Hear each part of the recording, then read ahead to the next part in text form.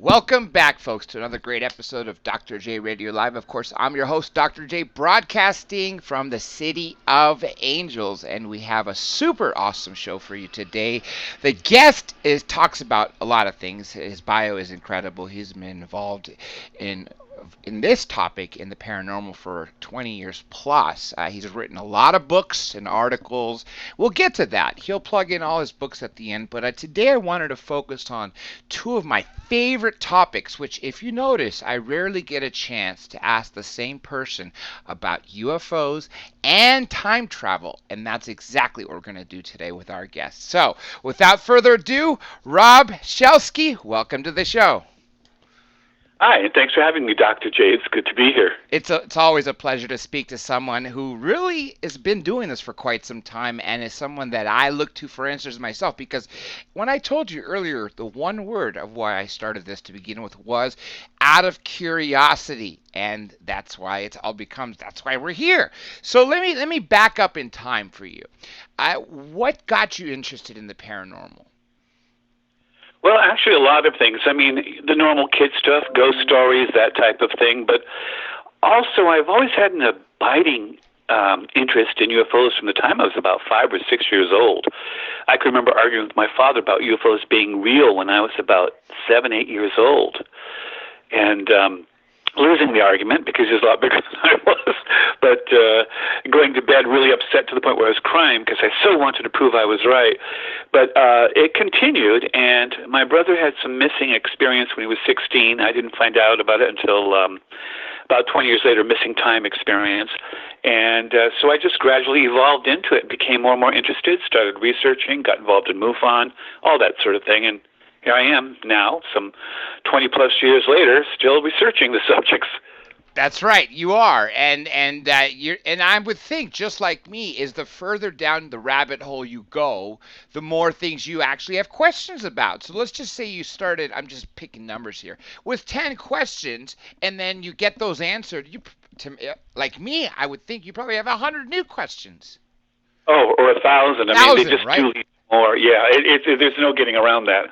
Questions give you answers, but they also give you a lot more questions. And it's very exponential. That's why I'm glad you said thousands. Hundreds is just for illustration, but really it's more like thousands plus. Keep on adding to those zeros. Now, the reason why I'd like to intertwine the two topics together is because there is some debate that UFOs are, in fact, well, let me back this up for a second. If you believe in Bob Lazar, which I'm assuming you do, right? Oh yes, I do. I think he's been much maligned over the years, and the government's tried to make him into a non-person. But yes, they absolutely have, and his story has never changed. And one big thing that actually I learned new, even though I haven't learned anything new, because his story's never changed, and that's one thing that makes him that much more credible, is that when he was at UFO Congress in 2015, and he was being interviewed, somebody asked him, have you ever seen a sports model in any UFO videos? And he said, I'll tell you, in one of the Billy Meyer photos that looks identical to what I've been describing and actually having people illustrating, looks dropped dead to the exact thing that I was working on. He goes, either that guy is telling the truth, or he knew what was going on at S4 and was able to hoax it. And he goes, I don't think he was hoaxing it. And that actually opened up a whole new set of doors for me. But the engineering, the fact that creating artificial waves, by default, if you're able to create an artificial wave, and you're bending space and time for traveling, then therefore you are automatically, by definition, a time traveler. What do you say about that? Well, yes, you are a time traveler. We're time travelers every time we use our GPS, because it relies on all those satellites in orbit, and if they are out of sync with the Earth for more than a few minutes, they become totally useless to anyone on Earth. They could become way off. And the problem there is because on the satellites, the atomic clocks are running at a different rate than they here are on Earth. They're going slower because of the time dilation effect of Einstein. So we have to constantly, or the military does, readjust the clocks on a constant 24-hour basis to keep them in sync. And that's time travel. because there's two different times involved right there. That's absolutely right. But even one step further, when we're talking about quantum mechanics, right? So for us, we have the length, right? What are the three? The x, y, and z. The length, the distance, and what would be the third one? I guess the three dimensions that we have, and the fourth dimension being, of course, the time. But yet, when you're talking in terms of space time and creating wormholes, I mean, you just saw recently for the first time we were able to image a black hole. And correct me if I'm not mistaken, this black hole that we imaged was our black hole, right? The one that was in the middle of the Milky Way. No, I don't believe it was the center one. No, it was a different one, but we got a good image of it, yes, or of everything around it. That's the problem with time travel, by the way. Scientists for a long time said, well, how can we prove the existence of a black hole? Because no light escapes it. We can't ever see it. Not in the infrared, not in the ultraviolet, not in the visible spectrum. It just wouldn't be there. And then they started coming up with ways it would affect everything around it, and that's how they zeroed in on where black holes were. And they finally got to that same point, or I did, with time travel. You're not going to see time travel, the effect of time travel blatantly in your face. You're probably not going to get a silver-suited character with a silver camera and silver sunglasses saying, yo, I'm from the future, pal. It probably just isn't going to happen. But there should be some types of evidence left.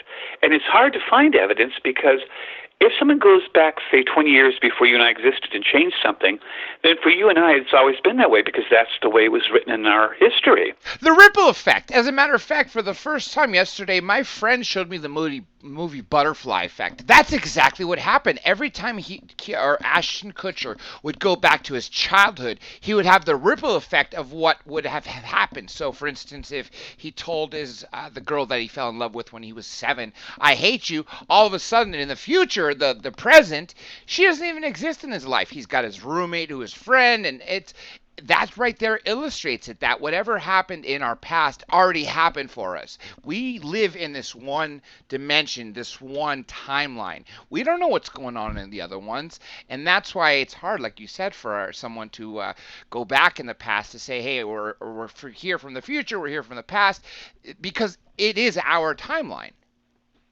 Exactly.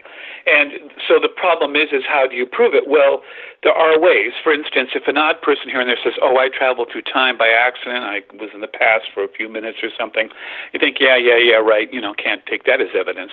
But if you get enough people of enough quality saying this sort of thing in the hundreds or thousands, then you can say, okay, there might be something to this time traveling thing. And then if you can find physical evidence, things buried in the ground that shouldn't be there, like an archaeological dig, that's another way. And a third way is maybe it is affecting our timeline, but not affecting everyone's memories of it. And the result of that might be something like the Mandela effect. So there are ways that we can look for the ramifications of time travel, just as we can't see the time machine, and you can't see a black hole, you can see the effect it has on its surroundings this way. And that's exactly how we can view a black hole. We didn't really see the black hole. We saw what was around the black hole, which clearly showed a hole, so like a halo. Yes. And that was really cool. And that's how we were able to see something that can't be seen. And that's what we have to do with time travel, approach it this way.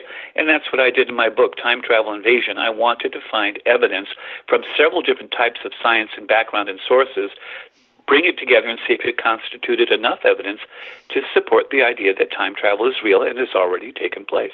You mentioned the Mandela effect, and you know what? I'm glad you did, because I was always looking for someone to talk about that on the show with. Can you explain that for those people? I really highly doubt anybody listening or writing in the chat right now is not familiar with this concept, but can you just bring it up and explain how it works and how it's named, why it became the Mandela effect? Sure. I actually wrote about it recently in my latest book, The Mandela Effect, Shattered Reality. Yeah. The Mandela Effect. But yeah, it was originally a term coined by Fiona Broome, I think around 2013 she was talking about, maybe a little earlier. But she had noticed on her blog site that people seem to have two conflicting memories of the death of Nelson Mandela, the president of South Africa. One was that he died in prison sometime in the 80s or 90s under the apartheid government, and the other one, as I remember it, that he died after his office, and he retired as an older statesman.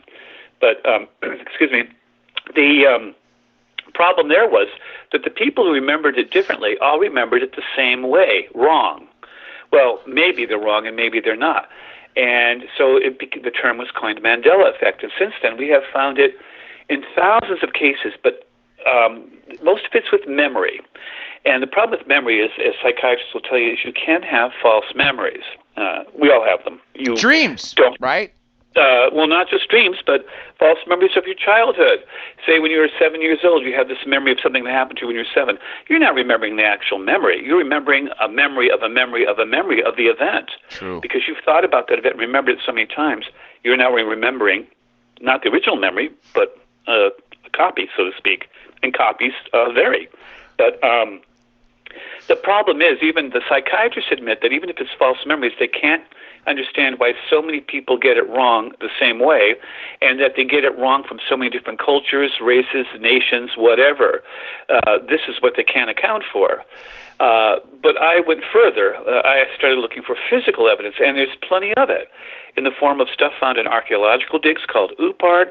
There are physical Mandela effects, like with the Ford medallion showing the little curly Q on the crosshatch of the F on some medallions, but not on others, and Ford insisting they never had it any way but that one way with the curly Q.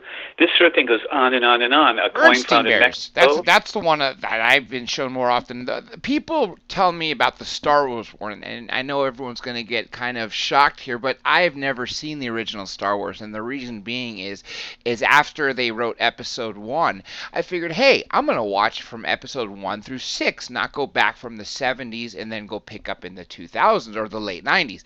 I was not that happy with Phantom Menace, so I sort of put it away. So I can't really talk about the one that they say, I am your father or I am your master, whatever the example is, but the Bernstein Bears is the one that always stuck out to me. There's actually a video of this guy. It could be CGI. I'm not claiming that it's not, but this guy has this room that has in his room, and it's possibly on a ley line, and he's playing these certain tones and it's certain frequency. And as he has copies of the Bernstein Bears books, as he goes in and out of the room, you could literally see it transform and add that extra E and then remove it when he goes in and out of that room. That to me was the first time someone mentioned it to me, and they're like, no, it's actually spelled Bernstein, Bernstein. That's not how I remembered it, but like you said, it's probably a copy of a copy of a copy, because the last time I really heard about that, the Bernstein, anyone mentioning that, was probably when I was, 7, 5, or 6, around that era? Right. Well, I would question that one particular video because CGI is just so prevalent. Very. You got to be careful. And what about the deep fake videos? Those are very scary, where you take 10 to 15 seconds of anybody speaking, and all of a sudden you can take your image with your face or your words, and you're all of a sudden creating a video. They've even mentioned how they worry that this technology, which was once only available to the top studios, which is now pretty available for everybody in the public on the internet, that it could literally start a war. I mean, can you imagine someone taking a 5-second clip of Vladimir Putin or Kim Jong-un and then all of a sudden making a deep threat to America, and then that goes viral and somehow gets to the State Department and then it's not confirmed, and or that nuclear missile, it's on its way to Washington D.C. The technology is so far out there. When Ben Rich said the technology that they have in the Nevada desert was really beyond anything else we can imagine, I figured it would just refer to aerodynamics and travel, like Bob Lazar's sports model craft, but I didn't even think we'd ever get to this sort of technology as far as beyond CGI. Oh, absolutely. And actually they can do it now. You can take some dead film star from the past, you can colorize them, you can make them look three-dimensional with CGI animation, excuse me, and you can also get their voice down. As long as you have some kind of Reference. recording of their voice, you can mimic that tone and quality.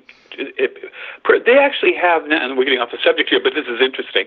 They actually have now a computer that when people call a restaurant, the restaurant cannot tell whether the person calling them is, and vice versa, is real or not.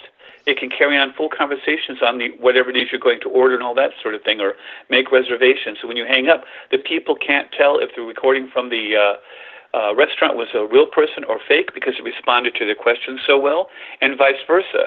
So we're getting to the point where computers are passing the Turing test, and you can't tell them from the real thing.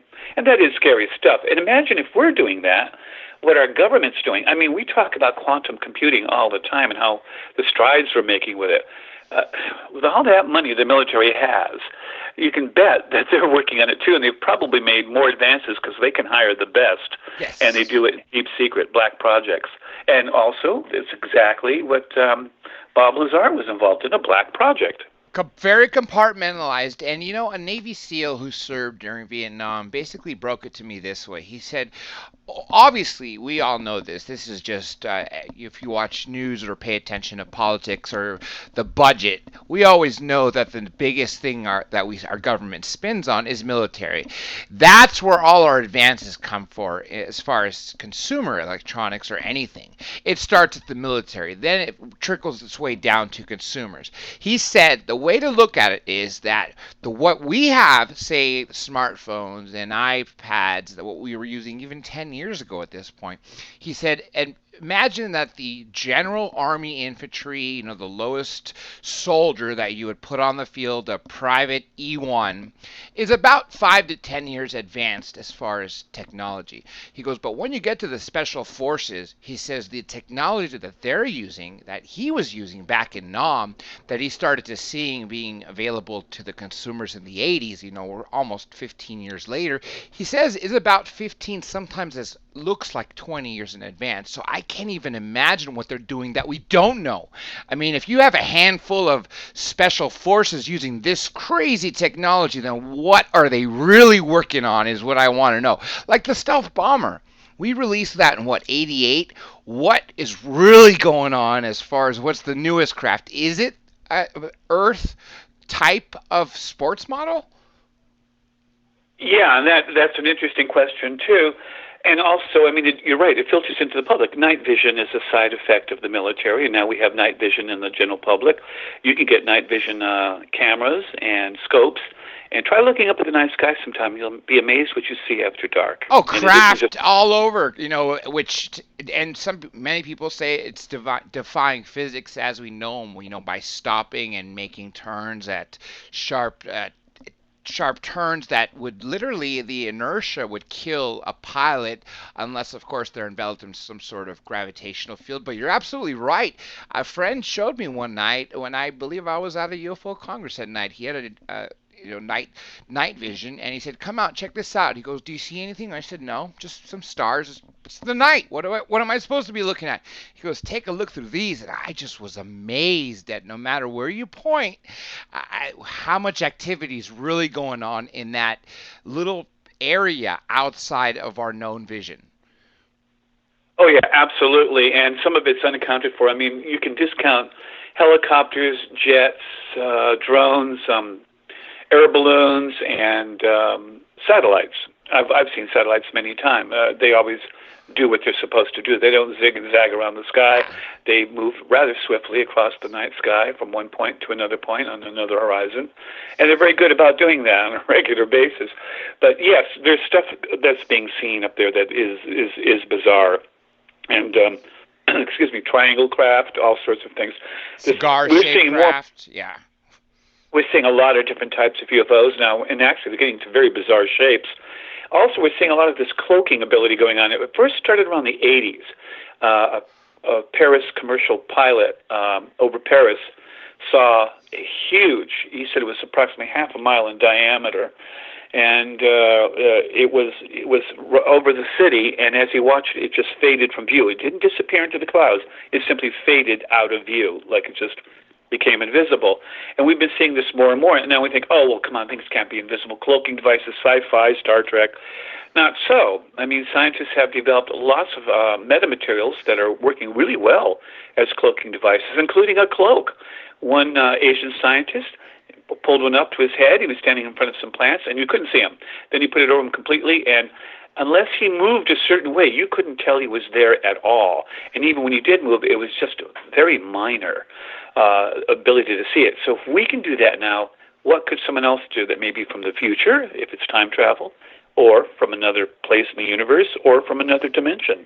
Yes, exactly. And you know, again, this actually goes to what Bob Lazar did say, that if we are able to create a gravitational wave, everything including cloaking, you know, force fields, that too becomes a possible just by being able to create an artificial gravity wave. And we also know that gravity waves now exist because LIGO has discovered it, the one in Washington State, and also its sister over in Italy, I believe it is. Several times now, we have detected gravity waves from a couple of colliding neutron stars, a couple of colliding black holes. And by the way, space-time isn't just space; it's time too. When you create a gravity wave, you're creating a distortion in the space-time, and that means you're creating a distortion in time as well. And there are a number of ways that we could time travel. Einstein's theories of relativity do not preclude, in fact, they suggest strongly that time travel is possible. Now, many people say you can't travel into the past, but only the future. Well, according to Einstein, the future is as fixed as the past. But quantum physicists now say, well, if you can travel into the past, any changes you make would cause a branching timeline. So yes, you could go back in the past, kill your own grandfather, come back to the present, and still be alive, because in your timeline, you didn't kill him. The minute you went back in your timeline and killed him, you caused a branching timeline that went into the future where he didn't exist. A new river, a new timeline. Exactly. Yeah, and they think, and quantum physics seems to show that this is true, because all things on the quantum level are in a state of probability.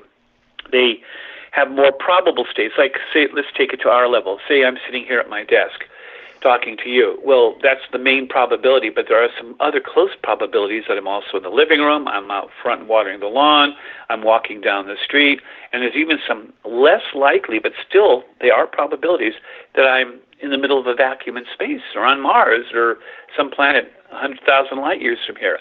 Those are low probabilities, but that's how matter works on the quantum level. It's a probability state. So the state that I'm in this particular time at this particular moment is just the most likely probability, but not the only one. Very true. Exactly. Not the only one. And I know mathematicians have theorized that there are 11 dimensions, but I've actually started to pay attention to other things like string theory and other theories that I don't even remember the names of. I just started going down a rabbit hole with a science channel. Not necessarily the science channel, also PBS, and was learning that there are infinite dimensions. Literally, for instance, the Big Bang is theorized to have not only just happened, 14 some billion years ago, it's as always happened. Infinity. It's always happened, is happening, and always will happen, creating a new dimension every single time you have another Big Bang theory, another Big Bang effect. Right. The problem with saying timeline and dimension in the same breath is that it's a little confusing for some people. String theory calls for as many as 11, and some say even more, some say a few less dimensions, like for a second and third dimension. But what you're speaking of is different realities, different universes, and also naturally different timelines, because you'll have universes that formed almost exactly like ours, others that formed slightly differently, where you weren't born, others where you were born but died early. But there should be an infinite number of universes, and in that there should be an infinite subset of universes with you in it. Wow. Yeah, and that's not the only way multi-universes can exist. If our universe is truly infinite, and we're beginning to suspect now that it is, then it goes on forever. But the matter that makes us all up is like Lego building blocks. You can put it together, any number of ways it would seem, but actually there's a limit. And then you start repeating yourself. So if the universe is infinite and the matter is constantly coming together in different ways, it can only do it in so many ways before it starts to repeat. And one of those repetitions would be Earth, our solar system. the way our universe looks right now. In other words, the universe is, or subsections of it would repeat, look exactly like ours, down to us being in it. And then, of course, there'd be some slight variations where, again, we're dead, or we're a billionaire, or we're poor, or we're, long-lived, or whatever. But so there's any number of ways that we could actually have basically parallel universes or parallel timelines. Some in our own universe just vastly distant from us, some through the explosion of the Big Bang and the multiverse theory. And even quantum theory is now saying that, based on the split screen experiments, it's rather probable that we're getting feedback from a parallel universe when that's going on. Now, are you familiar with Dr. Dan Burish? Not particularly. I mean, the name rings a bell, but I can't pin him. Let me know. Yeah, he claimed to have worked in a sector of S4 that was underground, and he alleged that he worked on this ET named J-Rod. And it was supposedly a gray, if you look at all the images. I mean, it looks identical to what you would think a gray is, big head, big black eyes, long spindly arms, and, what most people would expect a gray alien to these days, that there are variations. But he said that this was not necessarily extraterrestrial. What happened was, in a different timeline on Earth, because of an alleged nuclear explosion, that two factions of humans had to make a decision what to do. The ones that stayed above the Earth's surface and stayed and survived somehow ended up becoming what we would call the Nordics. The ones that had to stay underground, well, because they had to learn to see in the dark, they grew larger eyes. Their bodies became weaker because their technology did most of the work for them, and they were more confined. And then he says, then they went off onto, I think it was Moon, and then Mars, and then off to Zeta Reticuli. But basically, to make a small story short, he claimed that the Greys are humans from 54,000 years in the future. And I thought that was really interesting, whether or not his story is true or not, because I've always wondered that myself, is what if in fact these little gray beings are in fact what we would evolve to be if we started to use technology to do most of our heavy lifting and to use most of our muscles. And if you were underground, you wouldn't get the sun. What would your skin turn like? Wouldn't you become lighter? Wouldn't you expect, if your brain is working more, your cranium to get bigger over tens of thousands of years? And I just really thought that was very interesting, because I never saw someone take what I always thought was extraterrestrials coming from another planet, solar system, or galaxy, or dimension, to actually fit saying, hold on, they are us, just from 50,000 years plus in the future. Well, they could be us from the past or from the future. I'm not sure that they're not. That's the problem with all this, is how do you pin down who they are? You get conflicting results. I am a little skeptical of this microbiologist, Dan Burish. Yeah, me too. That's why I said alleged multiple times. I'm very skeptical, and I think one of the reasons he's not public anymore is the way he was popular in, say, 2008-9, when he was making the circuit, speaking at the events, and so on and so forth, is because he was, some people say, debunked. But the idea is what stuck with me. It wasn't necessarily that I say, okay, this guy has got the answer for it all, but it gave me a new outlook to open my, I guess, to expand the possibilities, to understand that, wow, there could be so many more answers, just like this is what we were talking about at the beginning, how each time we get an answer exponentially, you have more questions, and that's just one more tidbit that I could say open my vision to what can be possibly true to so much more. Oh, absolutely. And you were talking about, the ability to travel through time. Yes. And space-time, again, when you're traveling through space-time, you are traveling through time. There's no way around it. And if you can cause ripples in space-time, then you can distort space-time. And if you can distort space-time, like Professor Ron Mallett's trying to do with a laser, he's trying to stir it into a vortex. so that he can send information back into the past.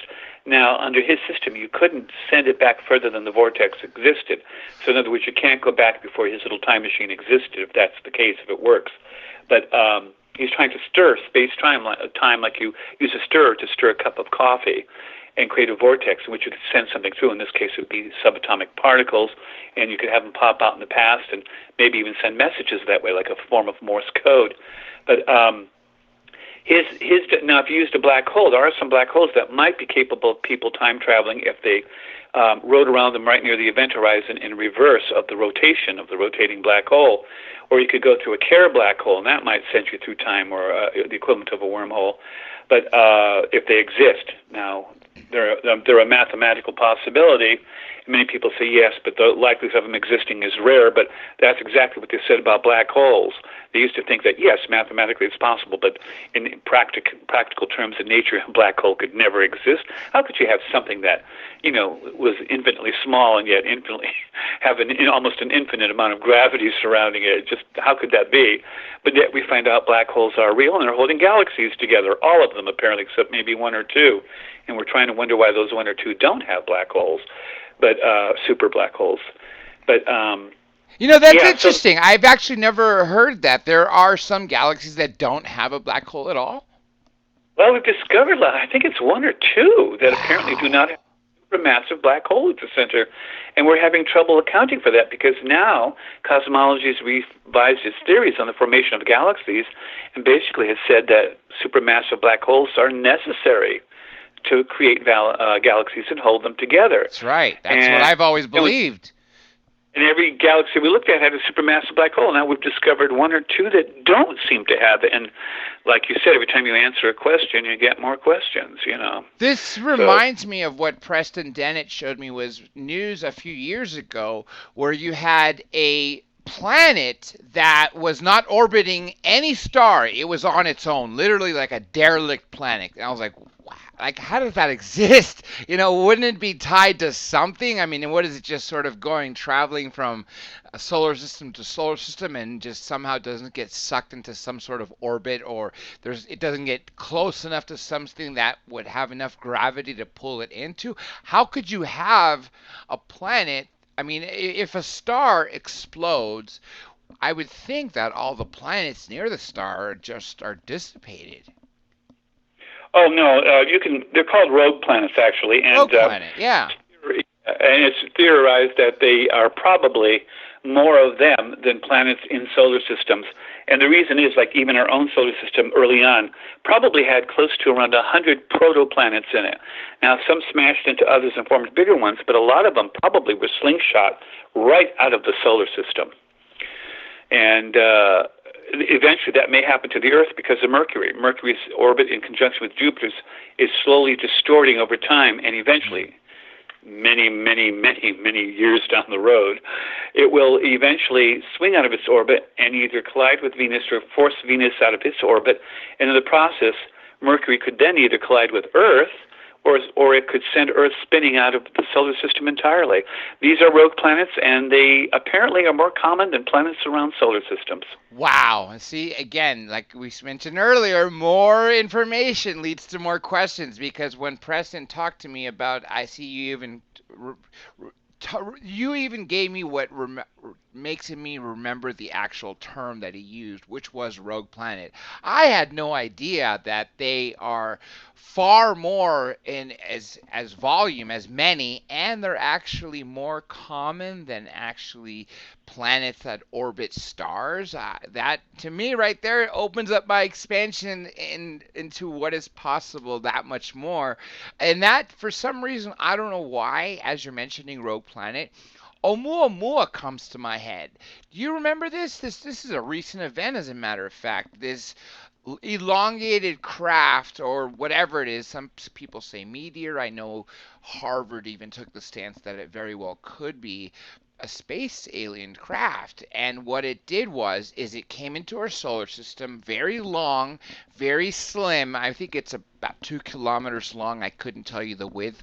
And it's came towards our sun and slowed down by itself, and then it took the orbit of the sun around it, and then it just sped up on its own, and it has left our solar system and is on somewhere else. And they're even talking about the person that discovered this in Hawaii at the telescope in Hawaii, the astronomer. She said that and I know multiple people are now theorizing this, that this event probably has happened multiple times that we weren't paying attention to, and is probably going to happen again in the next 5 years. I don't know where the probability of the 5 years came from or why it would happen again, and unless they know something we don't, I don't know. But you know what I'm talking about, the Oumuamua, right? Oh yeah, the or Oumuamua, however you want to pronounce it, Yeah. Hawaiian. But it slingshotted through the solar system and then back out again at such a high speed we know it's going to leave the system entirely. And by the backtracking its flight pattern, we know that it didn't originate in our solar system, but came from outside of it. And yes, they're not sure. And it also gained a little speed as it was leaving, and we're not quite sure how the heck it did that. There's multiple theories. None of them really explain it as well, because there's always competing factors. Yes. But for instance, they're saying, well, it's a comet, and some of the volatile material that evaporated from it is acting as a rocket, basically like rocket projectiles, helping to push it along. Well, we don't see any sign that there's any tail on this at all. No. And no. I just thought it was one craft. I didn't see a tail or anything else by it, and it's the speed. It looks like an elongated potato, is what it sort of looks like. Yeah. To me, it was the speeding up and slowing down is what makes it the craziest part of this, because I would think that if it came into our orbit, I would think that if it was slowed down when it approached our sun, that maybe it would have gotten into some sort of orbit around the sun. But no, it did exactly opposite of that. After it slowed down and made its little journey around the sun, it just, like you said, started to increase speed. And I believe it has left our solar system as of the end of 2017 or maybe sometime last year, but it's definitely beyond Pluto and beyond what that ever new planet is, which looks like two planets sort of look together after Pluto, is what we've recently found out. Do you know what I'm right? Yeah. Is there a name for that, by the way? I'm sorry? Is there a name for that, by the way? This new. Are you talking about the one that's sort of like Pluto and has its own moon called Maki Maki?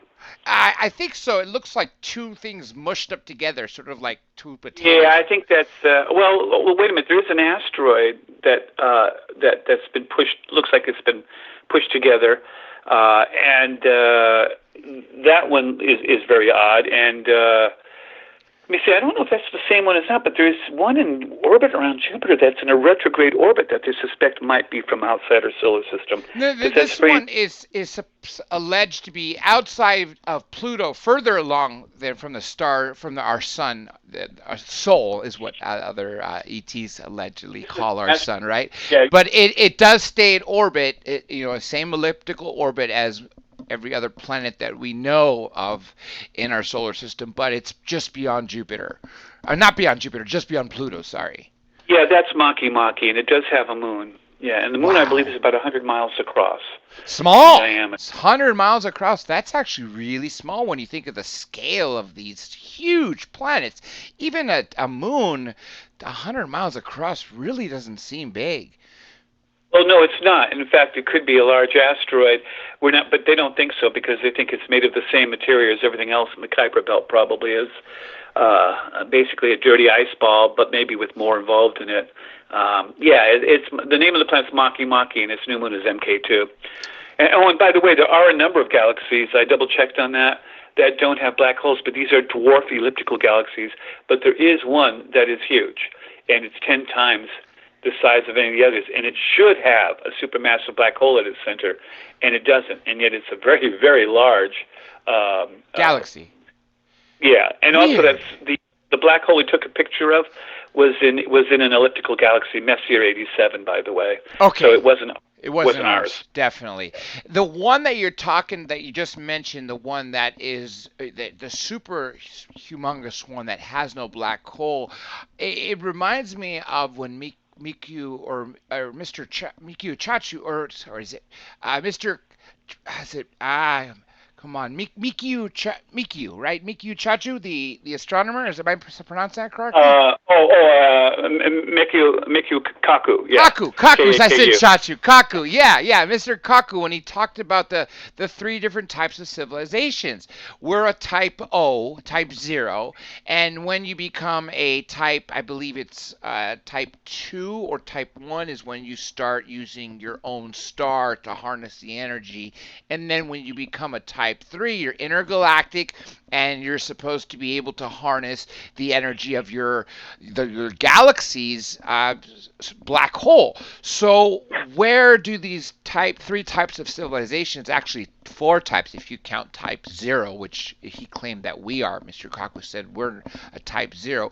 I wonder how that would work in this galaxy that you're talking about that has no black hole.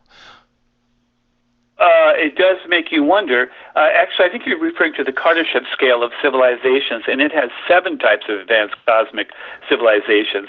The final one, of course, is we're virtually godlike. We're not even a type 1. We're type 0. Yeah. But if it doesn't have a black hole, then it's quite conceivable they could make their own if they wanted to use them as an energy source. Also, there is some belief that some of them might actually choose to live inside of a black hole. That if your technology is advanced enough, what safer place to live than inside of the black hole itself? And of course, there is the theory that black holes are actually other universes. That our universe was like an egg, and within that egg there are other eggs, because the definition of our universe is actually the same as that of a black hole. Interesting. I've never heard that. That is really interesting. So, I mean, then again, they are so massive, some of these black holes. I would definitely think that some, I mean, I don't know how you could account for no light could escape from it, but within them, you have, like you said, another small... So you could have another universe forming with its own space-time. Wow. And space, like in our universe, just keeps expanding. It could expand in there, too.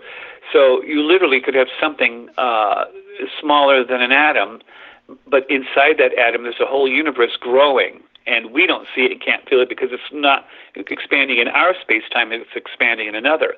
However, there is another and rather spooky theory that we could have a phase change in our universe, and that it could travel at the speed of light, and it could actually completely change our universe, even the laws of it, just an accidental quantum phase change. And that given enough time, it probably will happen, because mathematically, since it's given enough time, oddly enough time has passed where it could have happened already, and we just don't know yet because it hasn't hit us yet. And we wouldn't see it coming because it comes at the speed of light. As soon as we saw something strange in the sky, it'd be over. We'd be in the phase change, and we'd be done for. You know, it's crazy because the largest figure we could use for distance is a light year, but yet some things are so damn far away. I mean, you could say thousands or even millions of light years away.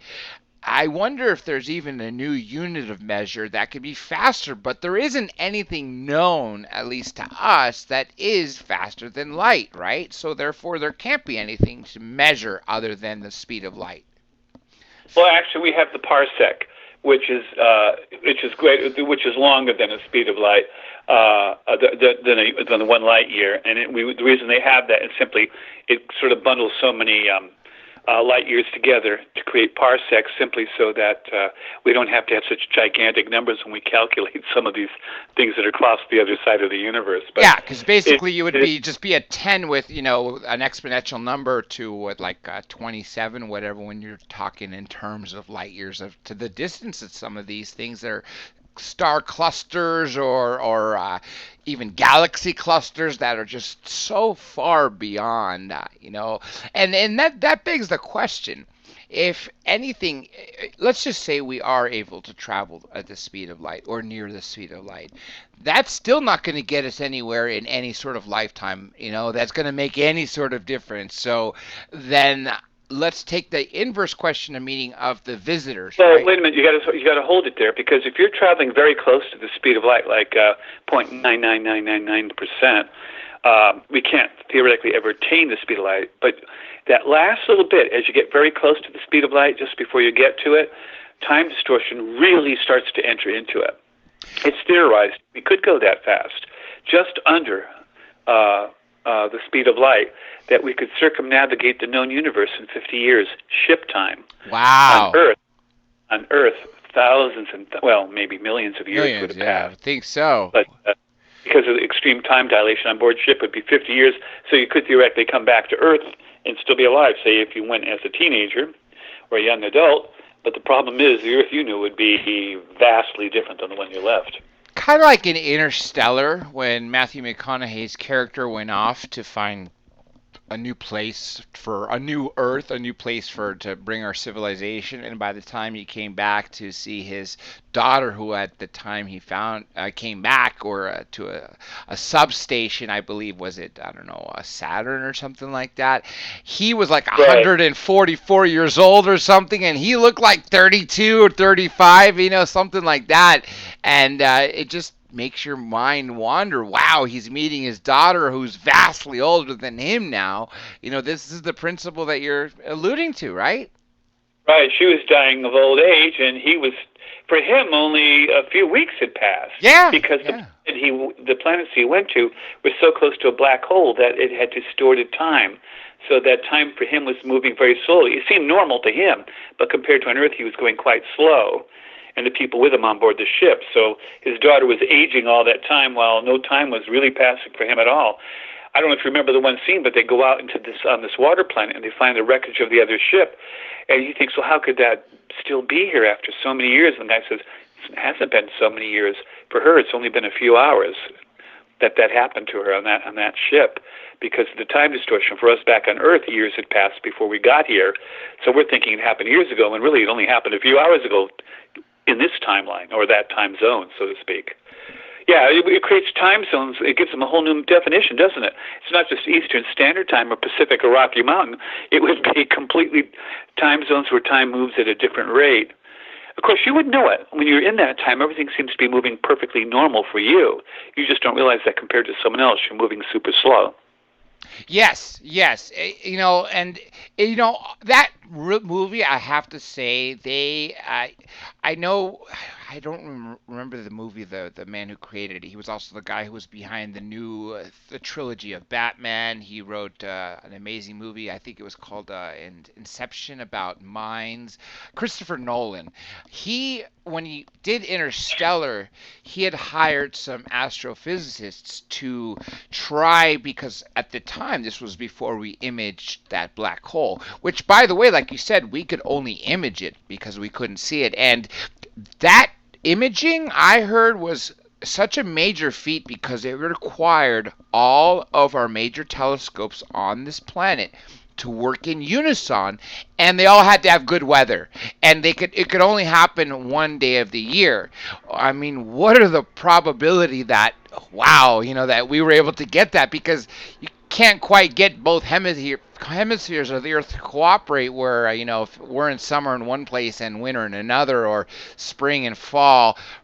I would think somewhere might have had cloudiness or rain, but we got lucky, that's for damn sure. Well, yeah, we did get lucky, but you have to remember, it wasn't all the telescopes on Earth. It was a lot of them. And if one couldn't get it, then the others kind of covered it. It's like a big satellite dish for collecting a signal.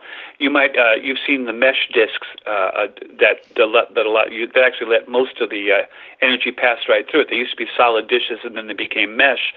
But you still got a darn good image from it, because enough was hitting the grid pattern of the metal and not passing through to get a good image still. And that's what they did with this.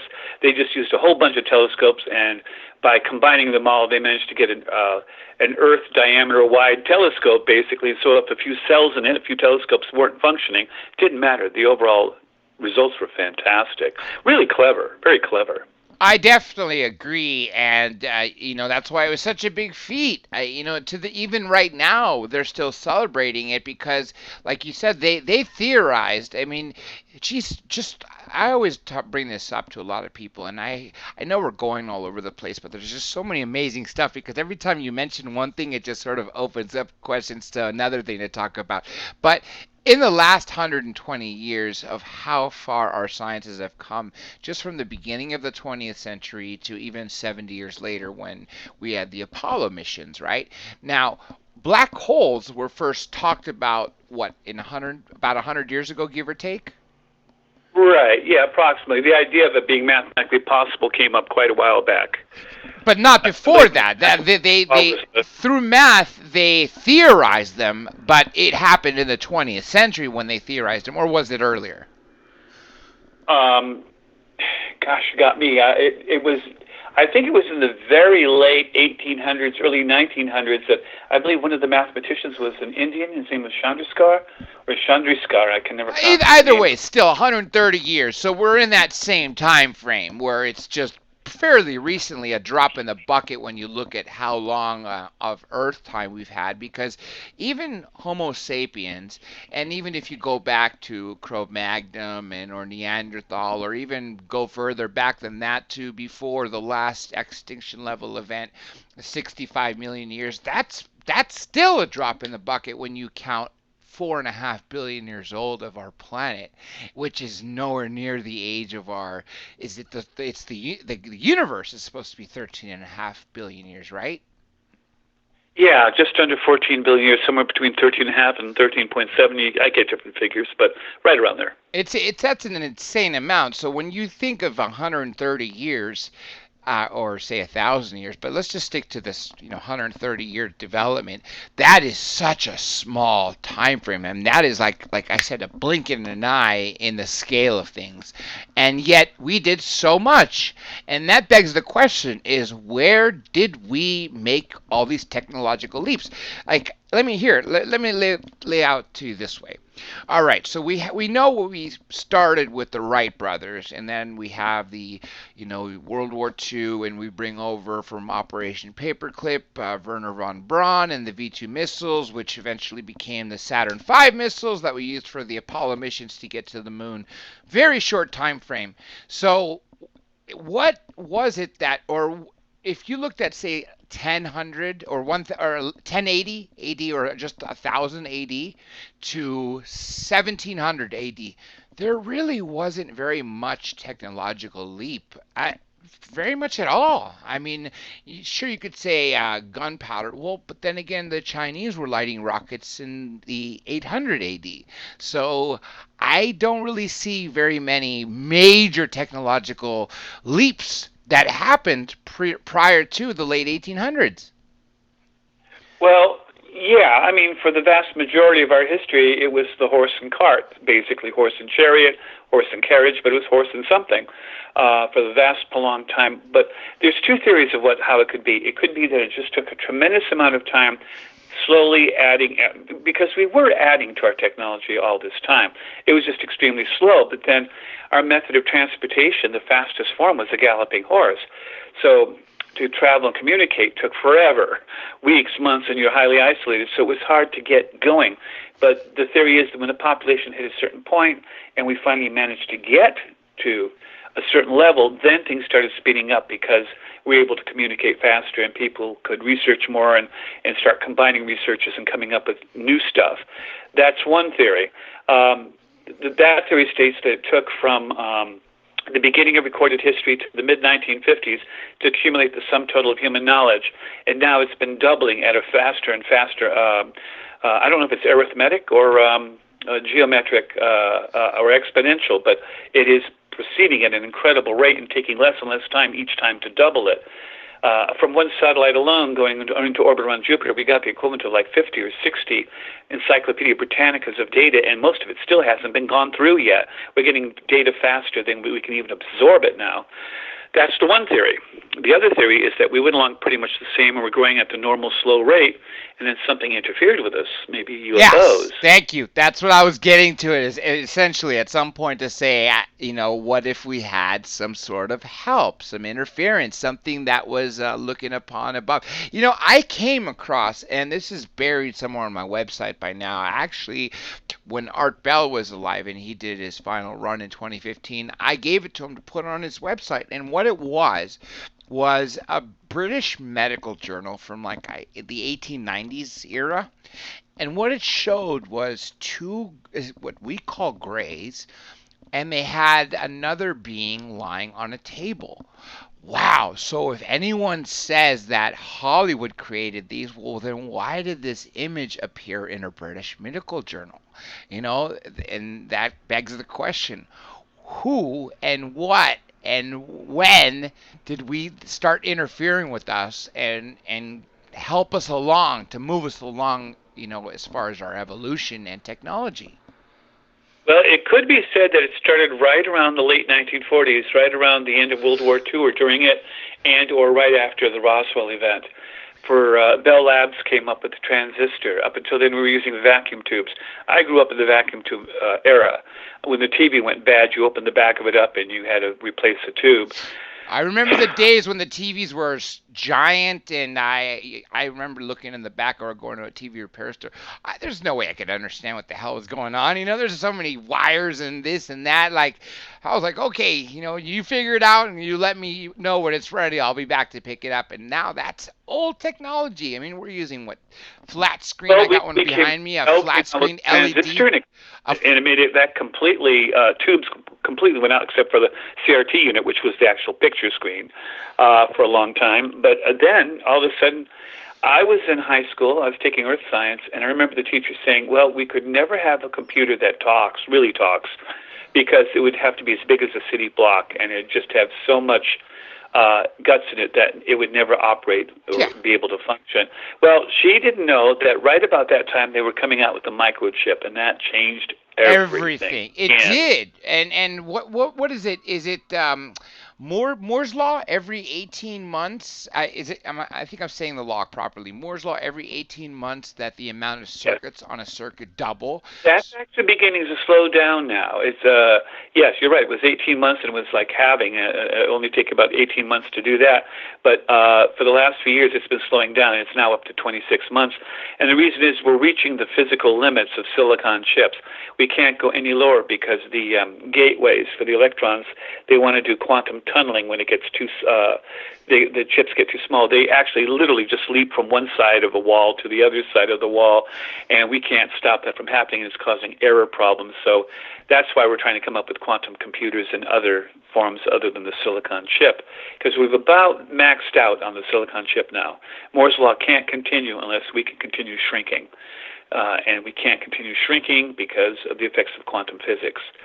So we have to go another route. I want to stay on this topic before I come back to visitation or something that happened before even World War II, because World War II, what I think of is what Stan Friedman said, may he rest in peace, was that the moment that we were able to detonate a nuclear weapon at the Trinity site, that the nuclear explosion, set off an infinite chain reaction event that went off to as far as possible, and is still going off, and that's sort of like, the children found the matches, and that's what caused this huge surge.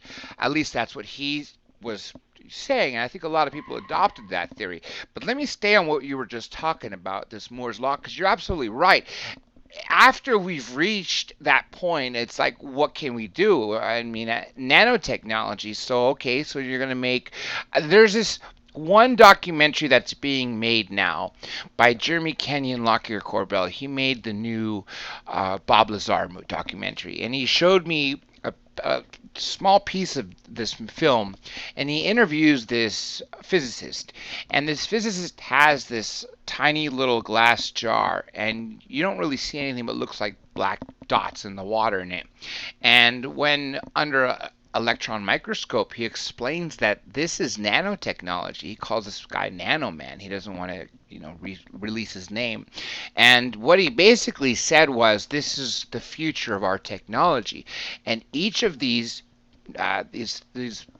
I guess what are they? Smaller than an atom, atomic-sized particles have joints, meaning they could connect to another, and that's where you could create structures.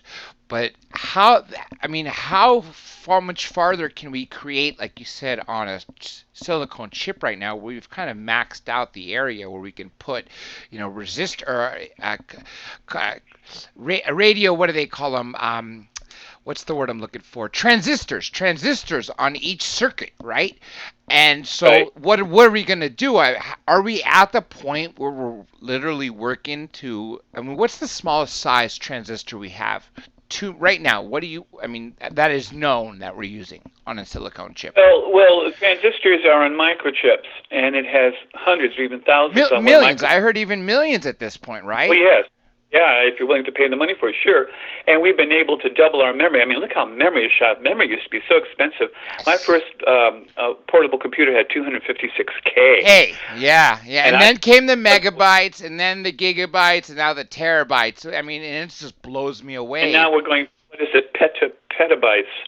So, but So 1,000 terabytes in a petabyte. Wow. You know what? I never thought I'd see that day, but hey, it's bound to happen considering it just in a short amount of time, in 25, 30 years, I saw from bytes to kilobytes to megabytes to gigabytes and to terabytes. So I would think that petabytes, and then I would think in the next 20, 30 years it's going to be beyond that. Another two or three levels, I would think. If we can keep Moore's law functioning, and to do that we may have to go to quantum computing or find a different material that is a little more resistant than silicon was.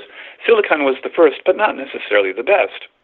Now I'm going to go back to what we were saying earlier, that the reason that we have this huge technological leap, I just want to encompass even the end of the 19th century. So I want to say 130, let's just say 140 years for the sake of whatever was able to be a huge technological leap that helped usher in something major, like the Wright brothers when they were able to sustain manned flight. Maybe there was something at the end of the 19th century that helped, that was a big part of it. But we know throughout our history there are instances that we have places all over this planet that seem to have that. All the stories seem to talk about these unknown gods coming from the skies above, giving us technology, giving us advice from everything, from intelligence, from everything from agricultural to astronomy and so on. So on and so much more. And then you have pyramids that you look where they are on this planet, and we know that there was no way that humans were going from the ancient pyramids of Giza and traveling over to South America or to North America, wherever the pyramids are on this continent, and taking the same technology and implementing it there. But what we do have in common is they all talk about the ones from above that used to come, and they worship them as gods. And I was in Hawaii, and this blew me away, is I was able to see something that I've never even seen on History Channel 1, is I found what we call Nazca lines in Peru, but looks more like a compass. And when you have all these lines that were drawn, and they're about 2 or 3 miles long, and they all intersect, and if you take them all and you draw them out across the globe or as far as possible, each one hits a strategic ancient port. And the only way you could see this is from a bird's eye view. We used a drone, and the person who discovered it is a local person to the big island of Hawaii. He's known as the code breaker, just to give him credit. And this was found on third phase of the moon. For those of you who have seen it, they were able to give me, the footage so I could also use it. But then I also went to go visit some ancient petroglyphs. And so, sure, you have the, men, there's no depiction between the difference between man and woman. They're pretty much stick figures. You see them with a fish and what looks like a paddle, but then one of them out of there is so mind-boggling because it is the only one that shows a big head, shows eyes, which are really big, and then arms that are super long. Like, we're talking about close to the feet. And some people would argue, say, well, that could be like an ape. Well, Hawaii does not have apes. I'll tell you that much. And second of all, the skinniness of this creature does not look like what you would expect, say an orangutan or an ape or anything like that, or a gorilla. It's just too thin, and the head is too large.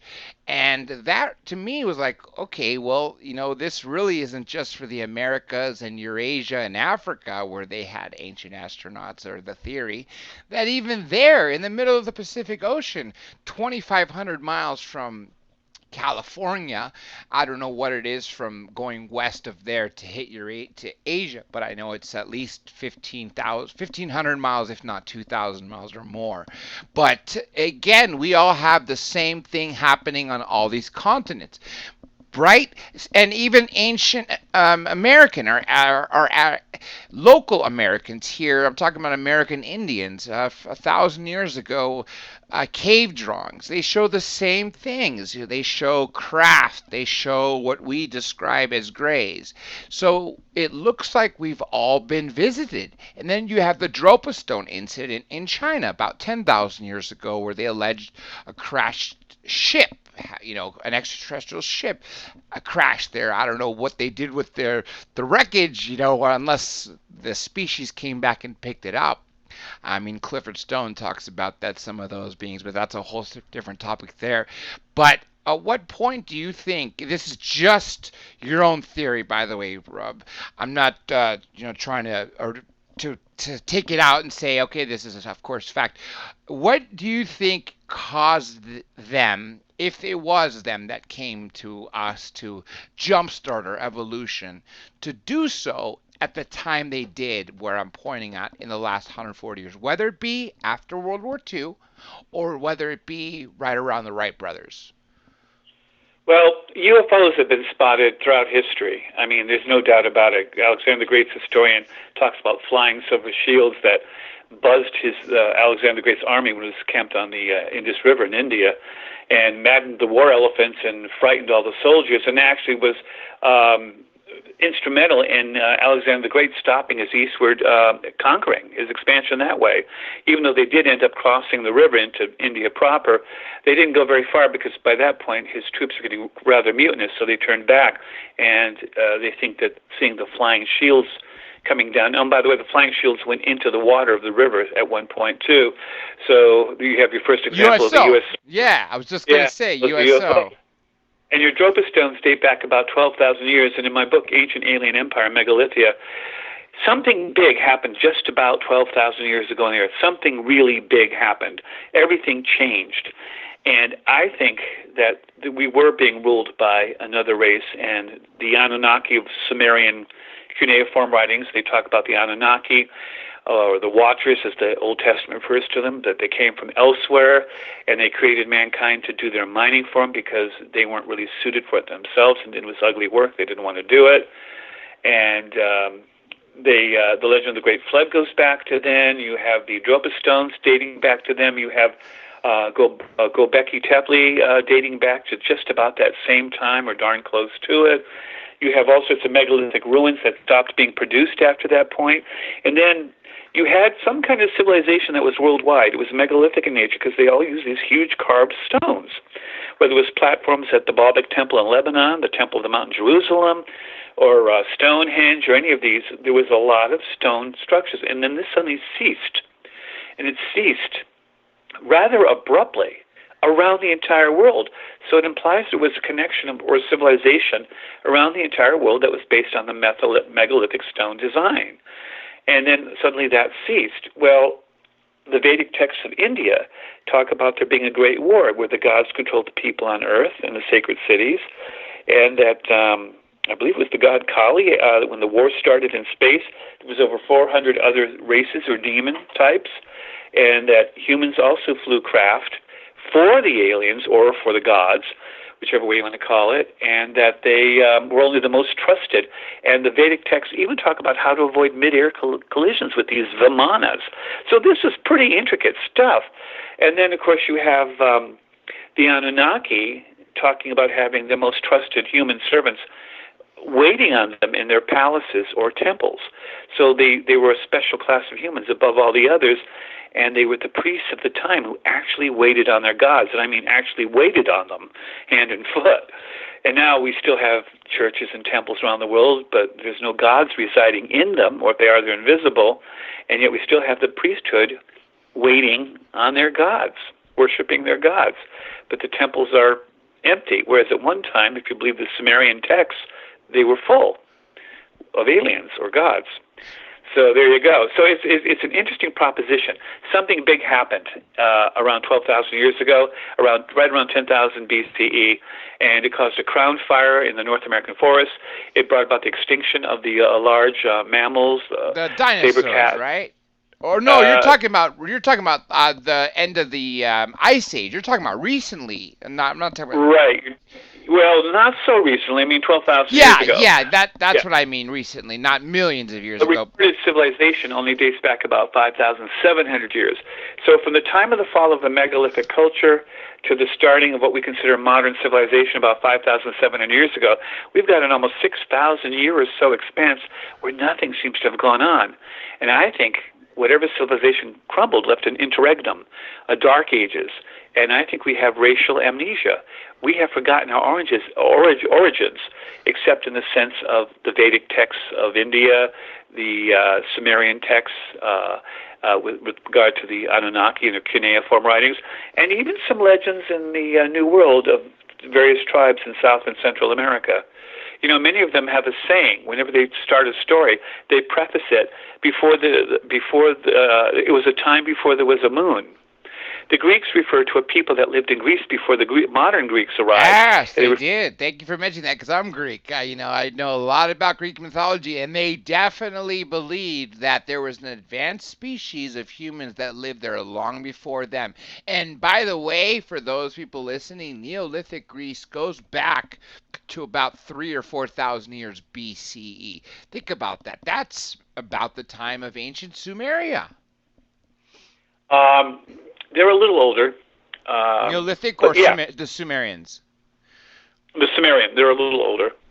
Still, it's just a long time ago, a very long time ago. I'm thinking has to be, if we look at what our science taught us, which we know has been changed so much, even just in 30, 40 years, is that the people that left Africa and started Eurasia and started using the Stone Age, you could say, right? Came Right. from into Eurasia in that supposed era, right? 7,000 years BC. Is that what they say? Well, the Sumerian culture dates back to about 4,000 BCE, and but they weren't. It gets really difficult because we know there were other civilizations at the time, but they didn't necessarily record their histories. And for that reason, we have very little knowledge of them except by way of others. For instance, we know very little about the Philistines other than through the Old Testament of the Bible. We know they exist, but we know very little about them because they're completely extinct now, or virtually. There may be some of their DNA left in other races, but that's about it. So when you start getting back that far, it's hard to precisely time things. But yeah, you're right. Greece was around 3,500. It was about 500 BC, the Golden Age of Pericles. The Sumerians started their civilization about 4,000 BCE and developed it from there. And the Babylonians came after the Sumerians, but were in the same general area. So, yeah, it's a long timeline. Yes, I definitely so. Let me just say this for everybody listening and the people who in the chat who are asking if I've seen your questions.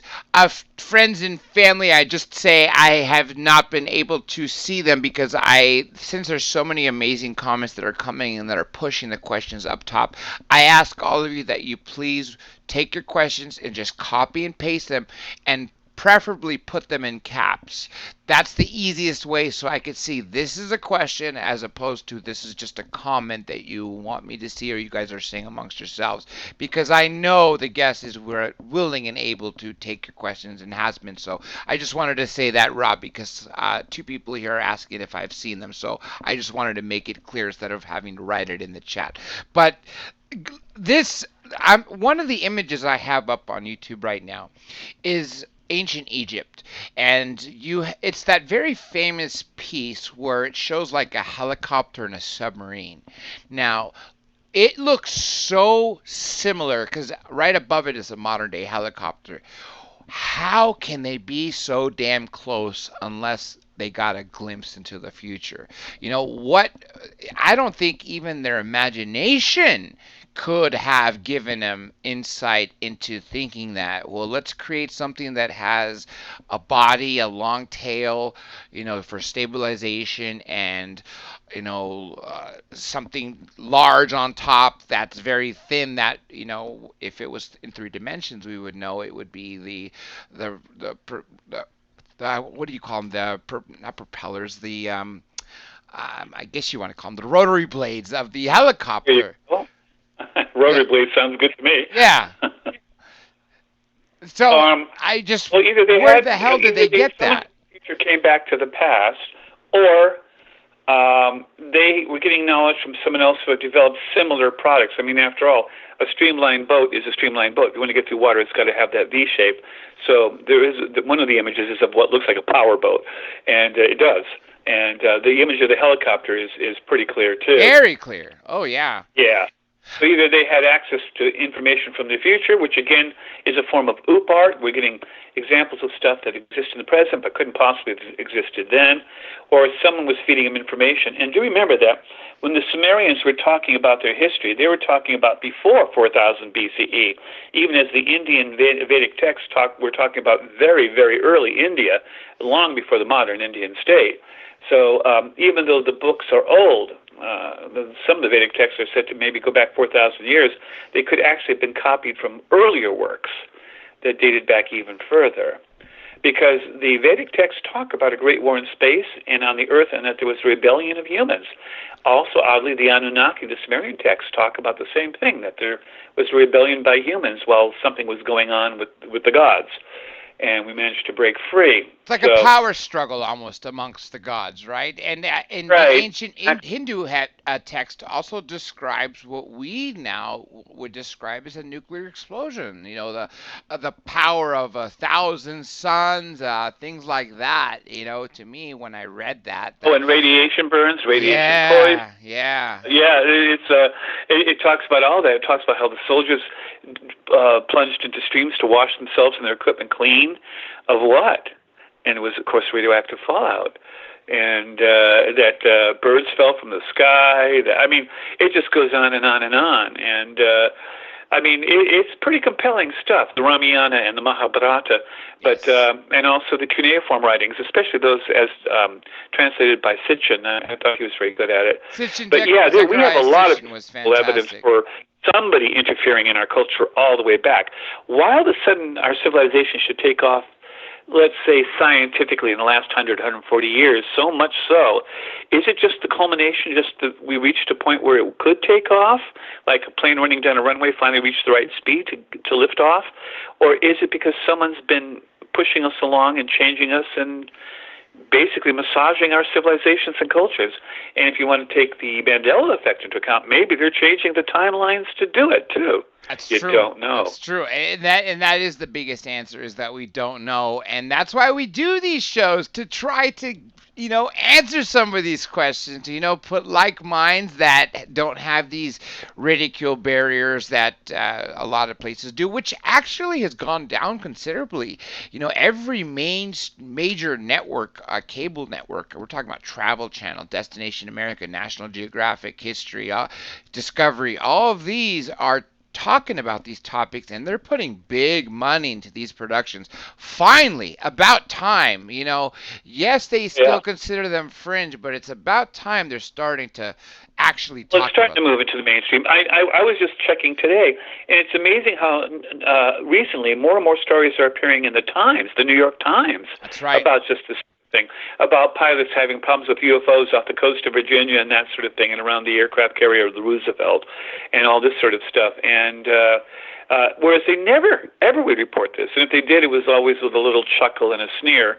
But that's starting to change. It very much is. And before I get to this first question that I did find, or a comment/question, my brother just the other day sent me an article from New York Post, which said that the Pentagon finally admits that they still investigate UAPs, and yet even though they allege they stopped in 2012, big surprise, all these other times they say they didn't investigate them.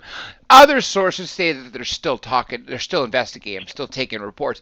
And in that same article, The Navy has issued new instructions for anybody in the Navy on how to handle its reports, on how to take reports of any USO sightings or UFO sightings or UAP, if you want to use the proper, or unidentified UAPs is what they now use. But I'm not even sure if UAP is proper to this day anymore as far as what the government is using, because if we know what UAP is, and because they only termed UAP to get away from the UFO stigma, and UAP has found its way to our circles, well then what's the new code words is the big question. Now here, right. let me. And I find the idea of calling them UAPs is sort of facetious, actually. It's like just because you give something a different name doesn't change the substance of what that something is. But you're right; they're just doing it because they don't like the term UFO.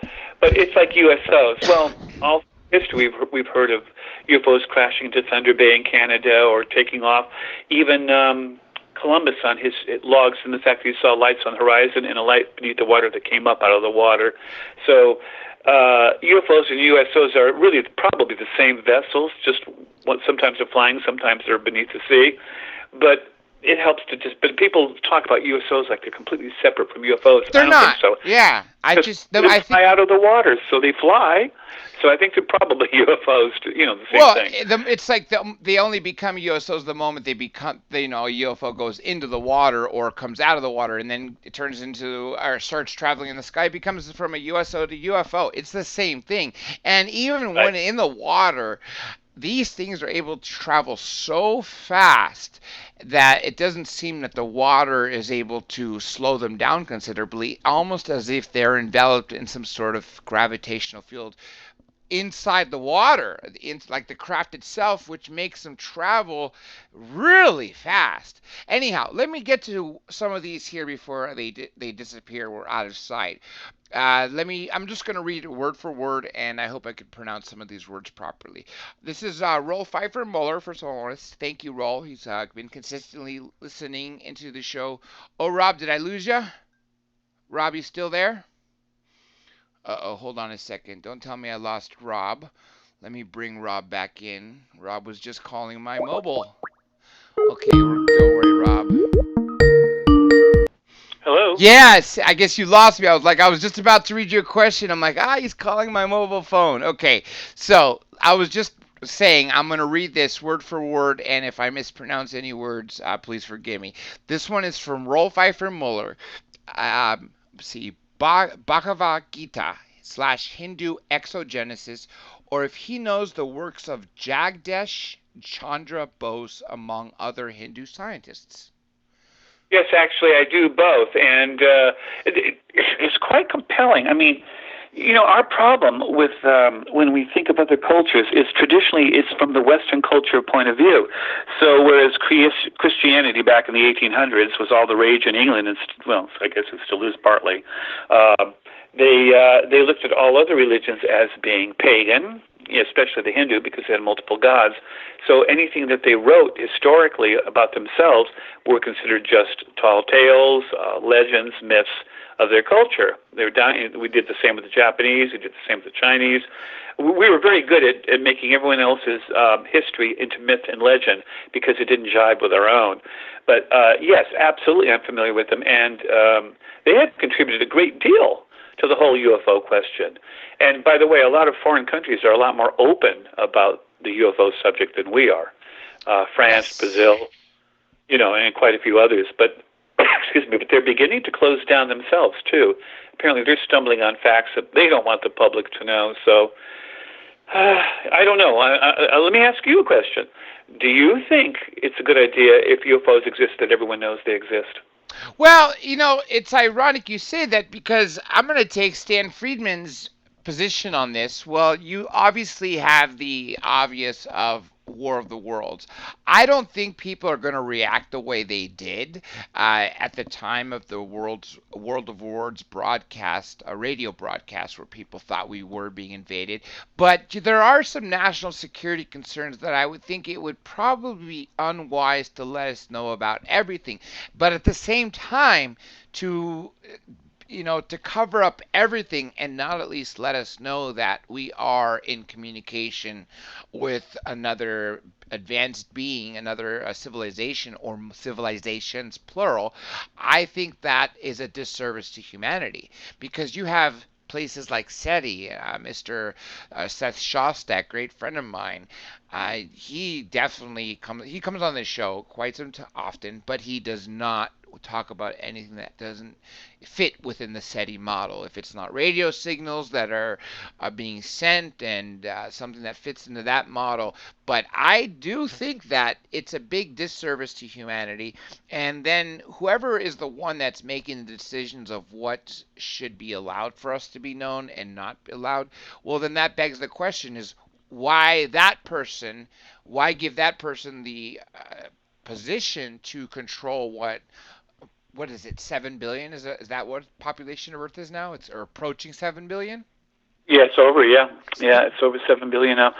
Well, you could say the same thing about the police or anything else. Why do they have the authority over us that they do? Because someone has to have it. Would be the answer. Someone has to have it. May not be that the government wants to keep it a secret. I mean, there's several plausible reasons for this. One is that the government can't do a thing about it, and it doesn't want to tell people UFOs exist. And yes, they are abducting you, and yes, they are mutilating people as well as cattle, because I found evidence for that too. And they are damaging property, and they are abducting people, and people are disappearing at the rate of 50,000 a year in America alone, 30,000 in Australia. 12% of the population of Alaska has disappeared in over 8 years' time. These are not small numbers, but we can't do a thing about it. But do carry on. Well, the public might not decide that they want to just carry on. They might decide they don't want to be on the roads at night, so no one's going to work at night, or no one's going to buy things at night, or they might not want to leave their houses, or they might be building bunkers. So it could drastically change our economy and our culture, and maybe that's what the government's trying to avoid. Not so much that we panic, but that we alter our behavior so much that we no longer are the civilization And we are pay now. our bills or anything like that, right? I mean, if you all of a sudden are privy to the technology that they use, then you're wondering, well, why am I paying our, DWP because we should be getting free energy?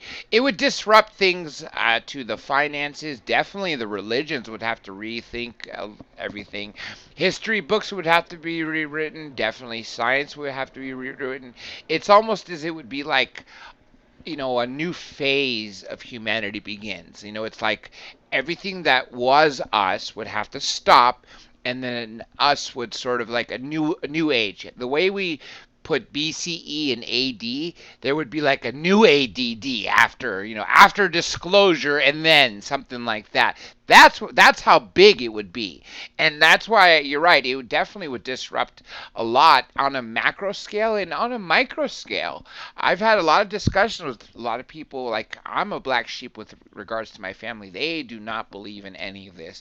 The only reason they're supportive are because of the caliber of some of these guests, that they at least have respect. So they at least respect them enough to believe, well, sure, they don't believe that we've been visited, but the possibility that we are going to have visitors in their minds, which I think they're false there. We've been having them, is at least good enough for me to know that, okay, they're not that. I'm not that much of a black sheep, but there's just so much. We could do an entire show talking about the pros and cons of what it would do, of letting people know that, hey, we have advanced civilizations, plural, visiting us using technologies that are so far out there that make ours look like nothing, and they could come into our airspace and leave our airspace undetected.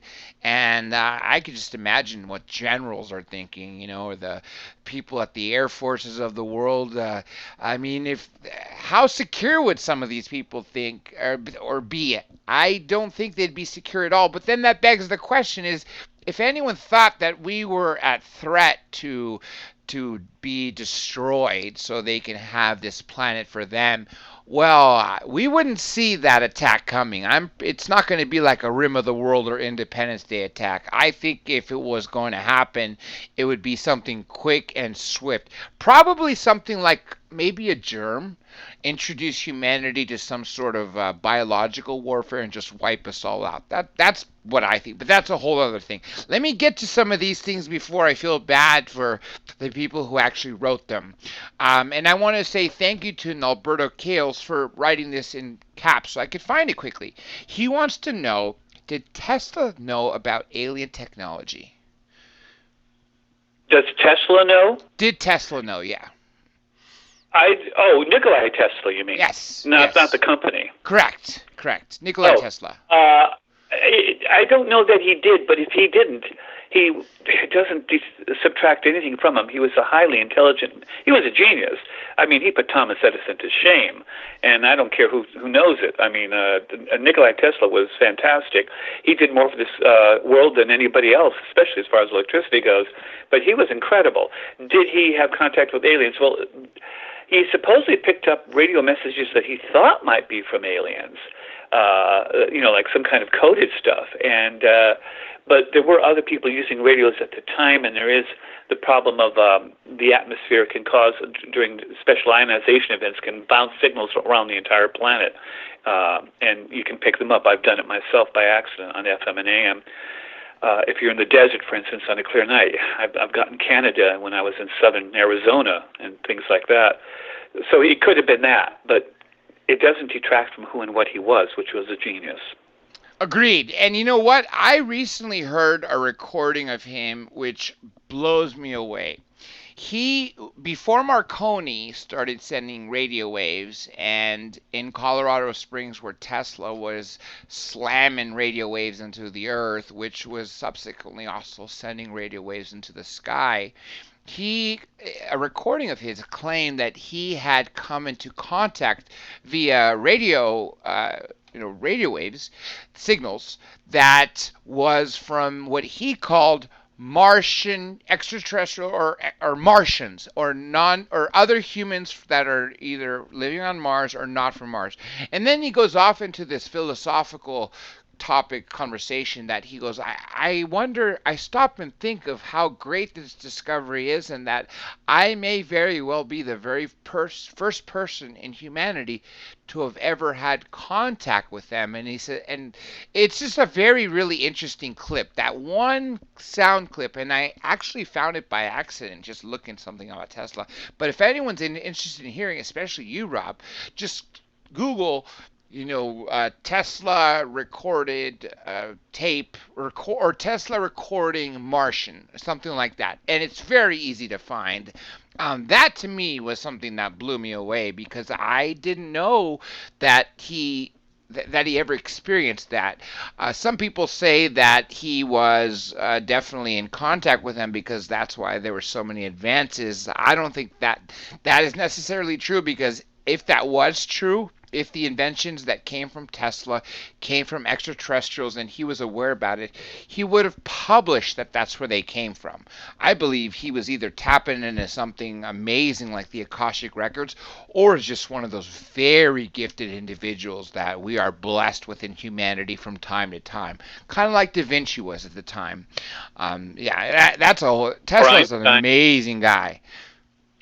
Okay. Yeah, there's no doubt about it. I mean, he was an amazing guy. Yes. He was. But and the other amazing thing is that he made so little money from it that he didn't care. He just seemed to sign away everything. He was just much more intrigued by the actual research itself. Now, let me ask you. This actually is from Nicholas Cashmore. Tell us about Vimanas. Well, Vimanas were flying craft that are talked about in the Vedic texts, the Mahabharata and the Ramayana to a lesser extent, and the aliens flew them, or the gods, and so the idea was that some were very small, some were like for personal transportation, and some were large. They were like the size of small cities, and referred to as fortresses, and that some humans could fly them. And it even talks about how they worked. It talks about like a flight manual for pilots flying them. Again, how not to collide with other Vimanas in the air. And at one point, in the I think it's the Mahabharata. They talk about was it Krishna? I can't think if it was Krishna or Kali, but one of the gods of India actually took a Vimana and went to the moon to wage a battle on the surface of the moon, while there was also war going on in space and on the Earth. So these Vimanas may have been the principal means of transportation around the planet for whatever overlords we had at the time. You had a primitive people, low in population numbers at the time, scattered around the Earth, mostly along the coastal lines. That's where the cities always are.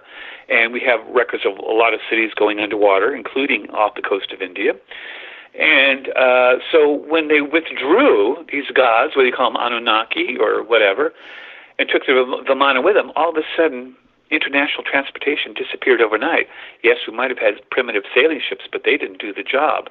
And also, if there was the great flooding at the time that we keep talking about, the end of the last ice age, the rising of the water, or the biblical version of the Great Flood, a lot of the coastal cities were destroyed. So you only had small pockets of human beings left scattered around the planet, completely out of touch with each other, their governing system completely gone, even though it might have been the one that treated them as slaves. And no real technological economy of their own. It was handed down from the government. It's like when England first went to India. They brought the locomotive with them. They were able to tie the subcontinent together because they had the steam engine. They had machinery. They had steamships. They were sailing ships, then steamships. But they had technology that the Indians of that time did not have. And so they were easily able to seize control and conquer them. But now if England had suddenly withdrew at that particular time in history, India probably would have gone back to what it was before, a series of warlords and independent little kingdoms spread all over the subcontinent. And I think that's what happened to the Earth. When the aliens suddenly overnight basically vanished as a result of this war, rebellion, or whatever, it left humanity scattered, isolated, ignorant, and without the means to continue their civilization. That's why megalithic structures stopped. That's why we have racial amnesia. Yes, very much so. Now, let me ask you, this is one stoner, two cats. I want to say thank you to you, thank you to her. What does he know, meaning you, Rob, about Valiant Thor? Very interesting question, actually. Not too much. I've only recently actually begun to get involved in that, so unfortunately I can't answer her question the way she'd probably like me to. And I am sorry for that. There's just so much to cover, and in particular times I'm working on particular events. Like you were talking about how the government had stopped in 2012 their UFO investigation program and that it continued.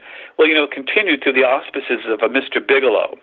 Yeah, and Robert Bigelow, that's right. Yes, and also he sort of seized or gained, I hate to say it, but gained a good deal of influence or control over MUFON. I was the MUFON field investigator, and I recently quit about a year and a half ago because I didn't like the direction MUFON was going in, personally. That was just me, not everyone necessarily, although my state director quit as well. So, and it was all because the information they felt was being funneled to Mr. Bigelow. And so, so I've recently been getting involved in that, trying to figure out what's going on there, what are the entanglements. So again, I'm sorry, but I can't really answer a question about Thor. Yeah, there's a lot to know about him. I mean, especially if he was in fact an ET that was in the Pentagon, or at least affiliated with the Pentagon and wherever he had worked. That's a whole. I've seen a 2-hour documentary about him, and I came. Even though I had never heard of who he was, or I heard the name, but I didn't know what he was. I didn't know he was a named ET that looked like us until I saw this documentary. This is an older documentary, by the way. I'm talking about late 80s, and it was titled Meeting Val Thor. It was just a guy on probably at an event speaking about him, no slides or anything like that, and then they packaged it up and sold it in a VHS copy in that era, with a nice little cover, a sort of sheet on the outside that had more graphics than the actual documentary did. But I came out with that having far, far more questions than he introduced me to in that video, and that I could say I learned, then I have answered. Anyway, it's a whole different topic. Okay, let me get here to. She was talking about Project Thor. Was she talking about the idea of using the weapon system? Is that what No, she no, was? no, no. Valiant Thor, the being that was allegedly to. Oh, I thought she was talking about Project Thor. Okay. No, no. Valiant Thor was the. Do you know the allegedly being? Yeah. I'm sorry, I don't buy it. Well, yes and no. I mean, there's some intriguing facts about it that make you think it might be real. It might actually have existed, but then there's some other contrary facts that don't. And the contrary facts are very powerful, but the pro facts are kind of powerful too. So if someone pointed a gun at me and said, "Do you think it's real or not?" I have to say no, but I'd be afraid I'd get shot. Yeah, that's true. That's true. And you know what?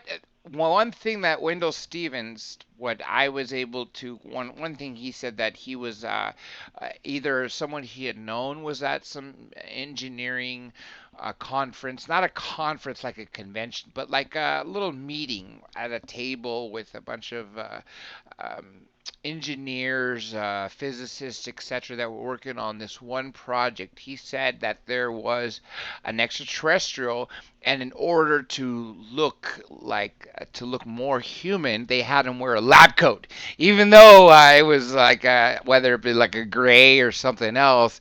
That's what they wanted to do, just make him look like, okay, this is a something that was not born from here or is not from here now, and yet he's working with us along with you humans. And that to me was something that sort of tipped on Valiant Thor working with the United States government. So like you said, there's arguments for both sides.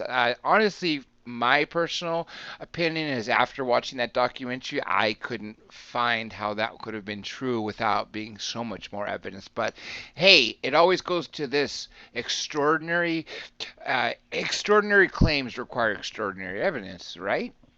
No, I disagree with that. I was at a conference, and there was a panel of scientists, and I'm a scientist too.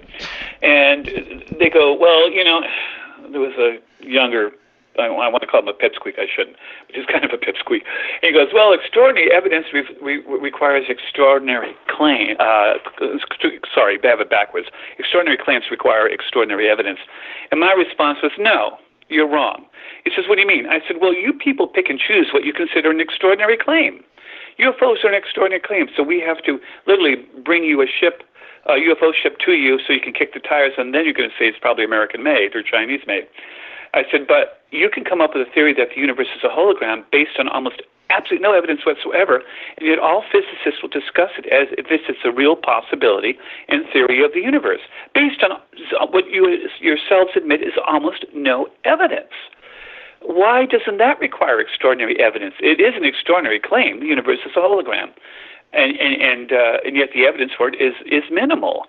And so I said, you pick and choose. What you're really saying is you don't dare discuss UFOs because then you'll be laughed at. You'll lose your accreditations. You will not be able to get government funding, and almost all university funding comes from the government, from the military, so your grants are going to go out the window, and that's it for you.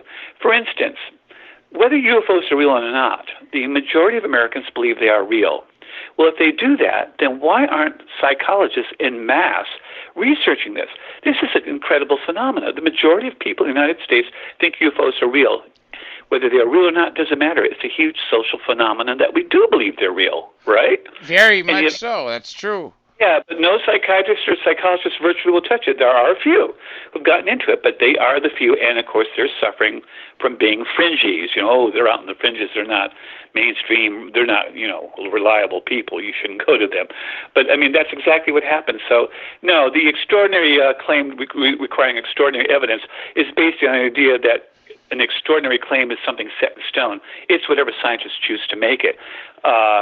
Alfred Wegener, back in the 1920s, made the extraordinary claim that the Earth continents drifted around, and the other scientists laughed him out of geology.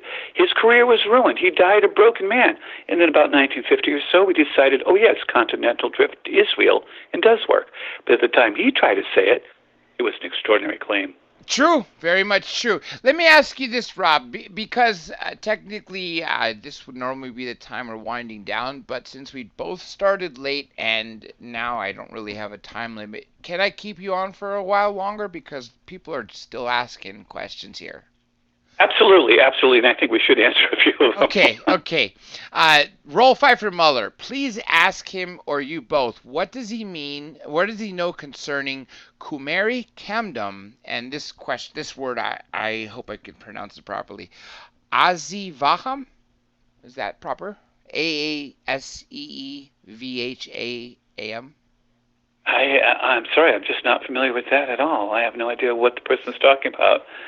It might be your pronunciation. I think it is. I'm assuming it's Hindu. Yeah, of Kumeri Kamdam. I'm assuming these are Hindu, but I'm not sure about the second word. Yeah, I'm not sure what he's referring to. I mean, I have read the Ramayana and the Mahabharata texts. I've gone through some of the Vedic texts. There's a lot of them, and a lot of them don't pertain to the subject at all. But as to what he's referring to specifically, I'm not sure what that is, so I'll have to pass on that one. Russell Grant, can your guest touch on the Brahma weapon associated with these, please? This was a while ago. This was written 10 minutes ago, actually, so I'm assuming we were talking about Vrahma, VRHMA. Do you know what weapon that is? The BRA, you mean the Brahma? Brahma, there we go. That's right, yeah, the Brahma weapon. Yeah, that might be part of our problem, is the translation. Yeah, I can't pronounce foreign words either, so you're not alone in that. If he's referring to the Thunderbolt, the missile from the heavens, that was, I think that was what it was named for, if I've got it right. I haven't actually done the book on ancient aliens now for about 8 years, but if it was, that is the weapon that was supposed to be like a giant arrow that would cause, by all accounts, a nuclear explosion.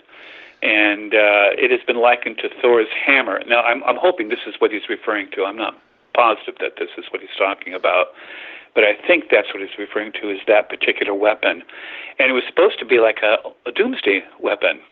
And we do have evidence of radiation in some of the sites in India as a result. Background radiation is higher normal in some areas. In fact, there's one area where a housing development had to be scratched because the background radiation was so high it was causing cancers and all sorts of things like leukemia in that particular area. And there's another area as well that looks like a crater, and it's a lake, but it has some unusual properties too. Excuse me, I got this hay fever going on. No problem. And so they think that some kind of nuclear device was used.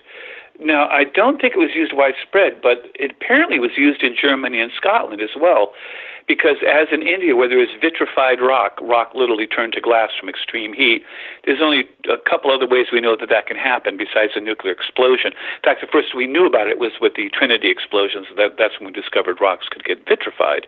Seriously? But volcanic activity could cause it, or a meteor impact could cause it, but there was no sign of either of those happening in those areas at all. So there's a fort in Scotland where the walls on one side of the fort have vitrified rock. No vitrified rock anywhere else in the area, and it's the same kind of rock the fortress was built from, but the fort itself suffers from it, and also in Germany as well. So it looks like there might have been something like a nuclear war worldwide. Thousands of years ago, that's right.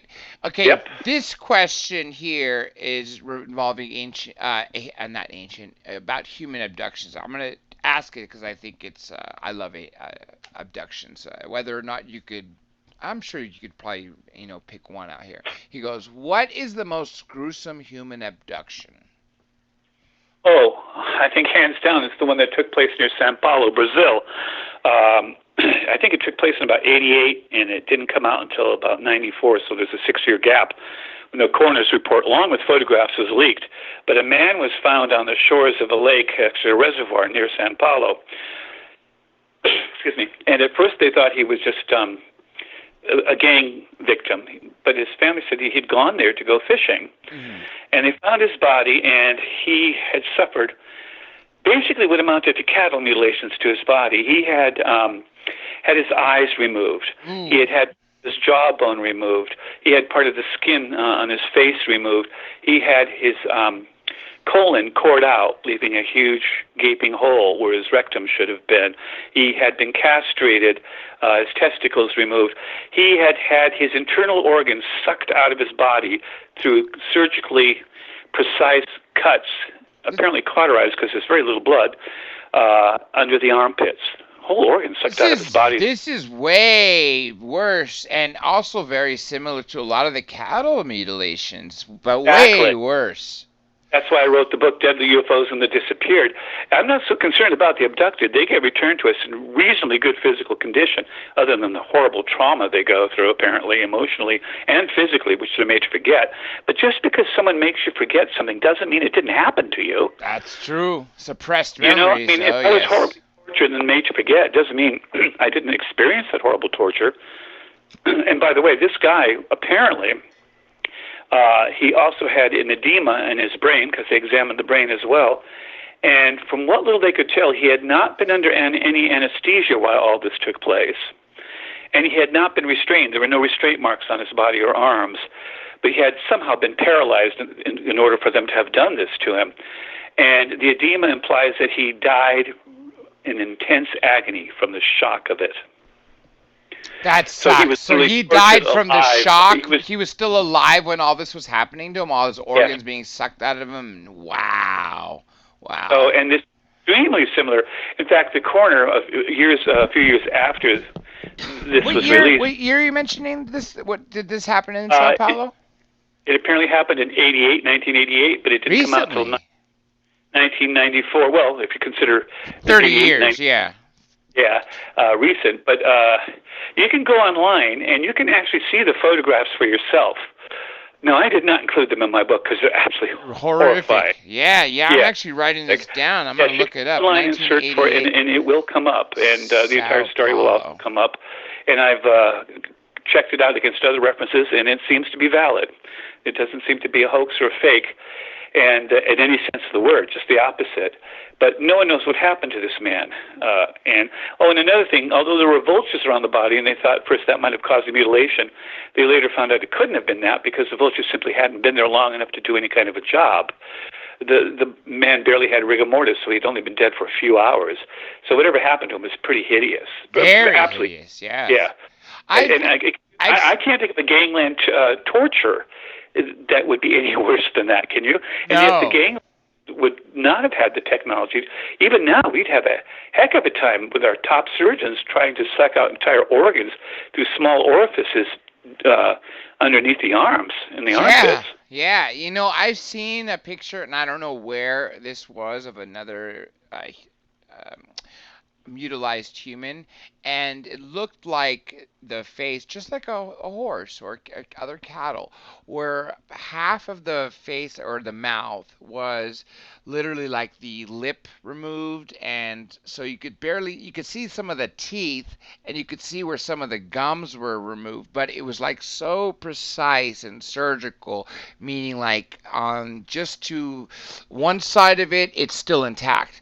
But in that area, it's like a little square or a rectangle area was just removed, and it was a pretty deep removal, and some of these, like I've seen, are, like you said, gruesome, very gruesome to look at it, and that just is really scary because that begs the question, well, what are they trying to do? Are they trying to use our organs for creating something else? I mean, this is obviously... It's not just to murder us, to kill us. There's far easier ways to do that, I would think, than to go through this process. It seems to me that they wanted to keep these organs for another purpose, or, and if they're abducting us and they're creating hybrids, or they're taking over from women and sperm from men and fertilizing eggs and having them, being born on ships, well, don't they have, I would think, things of their own, beings of their own that they could have these experiments on. But clearly they wanted something that's been on Earth Maybe to see what the Earth did to us, the atmosphere. I don't know what. There's just a lot to ask. Again, more, one answer leads to so many more questions, especially Yeah, with they do. human mutilation. Okay, Yeah, they really do. here's another one for you. I hope I say this term correct. Before I ask this question, let me ask you about this term. It's called tautology. Tautology. Do you know what that is? Oh yeah, tautology or being tautological. Yes. Okay, let me ask the question. Uh, he wants you. It's roll five for Mueller to ask you if that you convey in terms of physics is tautology for him or individual experience. I'm sorry. The last part again is it Is tautology for tautology him or what? for you or for individual experience? I'm not sure precisely what he's asking. I know what tautology means. It's saying the same thing twice over in different words, but I'm not quite sure how he's using it in this particular case. I'll read it. I'll read the whole thing, even the way it's asking to me. It says, Dr. Okay. J, ask him if that he conveys in terms of physics is tautology for him or individual experience. If that makes it any easier. It's tautology for me in the sense that I've said it all before and in many different ways. But I'm not quite sure what he means about extremes. I almost wish he was live so we could ask him, because it's leaving the final part of the question is just too vague to come up with an answer. Roll, maybe you could Your crowd has rewrite that. very good questions. Yeah, You know, Roll, definitely, maybe you could rewrite that. And there are more. I just was hoping more people would write them in caps so I wouldn't have to sift through more, which I'm going to. As soon as I get to the bottom, I'm going to go back to look at to see what I missed, because there are some that started not too long after we started talking. Okay, here, let's see what is next in line. See, now I'm looking at that are not just in caps. That way I'm making sure I don't miss any as I go through line by line. There's a lot of great comments here. Well, just one thing. I mean, if he's talking about tautology in the sense of something having to be true by virtue of its logical form, then yes, I agree. I think these things have to be true based on the evidence we've given, and the logical conclusions you can derive from that evidence seem to support the idea that much of this is true, that there are aliens, that there are abductions, there are disappearances, there are mutilations of both people as well as animals. I almost feel more sorry for the animals because they don't have talk about innocence just being picked up and being treated in such a horrible, horrible way. Could you imagine your pet happening to your pet? Wouldn't it make you angry? Yeah, very, very, very angry. Or a child. Anything but like yeah, that. but if he's talking about it in that sense, then yeah, I do believe the evidence justifies the conclusions in that way. The statement is true because the virtue of its logical form. Okay, Nicholas Cashmore, do you know names, origins, and features of different alien races? Well, there are a lot of them, and more coming all the time. For instance, there's the Nordic, which look like us, but like they're from Scandinavia, tall, blonde, that sort of thing. There's the reptilian, which might also be the insect race, because we're not sure about that. But they are reptilian-like, and they're the ones who supposedly are walking amongst us and masquerading and in control of the Earth. And there are conspiracy theories that say Queen Elizabeth is one of them, the Clintons are also, that sort of thing. Then there are the Greys, and the Greys seem to be the ones that are doing all the, for the most part, abductions, and the ones we seem to have the most dealings with. And it is the gray face and head that is the figurehead for all aliens these days.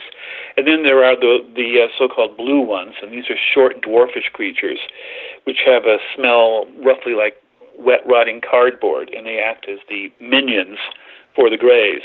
So there are supposedly quite a few different races.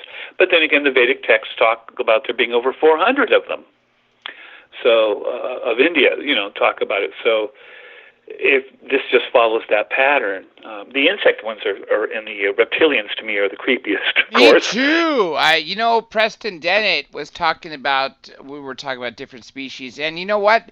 I'm glad you mentioned that up to 400. I've heard Carrie Cassidy mention up to 250, and Clifford Stone. When I'm sure you've heard of Clifford Stone, and when he spoke at the Disclosure Conference or the one that Greer had, not the citizen hearing, but Disclosure, the event that press office, the Washington press office in 2001. He Oh, yes, said, sir. yeah, Sergeant Clifford Stone said that when he left the U.S. Army, I believe in 87 or 88, that he was aware of 57 different species that visited us, but the number was probably much, much higher. And 400 is probably closer than, more closer to accurate than I would think 57 is. And I personally think that us Homo sapiens, like as we mentioned, Nordics that look like us, that visit us, probably do exist on other planets. Panspermia, right? It may not just be a natural occurring phenomenon. It very well also could be brought here by extraterrestrials. What if uh, the flood I that would think that would destroyed be the all of more us? likely because parallel evolution can create remarkable similarities, but to create two anthropoid species that would look so similar as not to be able to tell them apart for all practical purposes on two different worlds circling two different suns, that's parallel evolution taken to a heck of an extreme. I mean, we have Yes. euphorbia in Africa The, that look very much like cactus in America. They're not, but they're the genetic parallel equivalent of our cactus in North America. And a lot of people confuse them, but there are differences, notable differences. For one thing, a lot of euphorbia have leaves. I think a poinsettia is a euphorbia, for example. So that's quite a bit different than, say, a barrel cactus or whatever you want to call them, jumping cactus, cholla, whatever you like to call them. But it would almost be that we had to be moved or taken there, or they had to be moved and taken here, rather than parallel evolution. Yes, yes, and you know what? Definitely have to argue for what you just said for that because of if you do have different suns, different atmospheres, for them to look identical to us, you would expect something to be different, and for literally from the hair to the eyes to the size to the same digits on the hands, the same texture of our skin. I mean, it's very that similar. I let's just say, Trump just announced or Pence just announced that we're having a planned mission to the moon, right? Or not moon, Mars, sorry. And so you had years ago, just a couple of years ago, people starting to volunteer to be the first colonists, meaning that they're going to go to Mars and they're not going to come back, that they're going to try to create what is able to sustain more and to breed with amongst them with other, the males and the females to create families there to raise them on Mars. Well, let's just say 500 or 1,000 or 2,000 years goes by.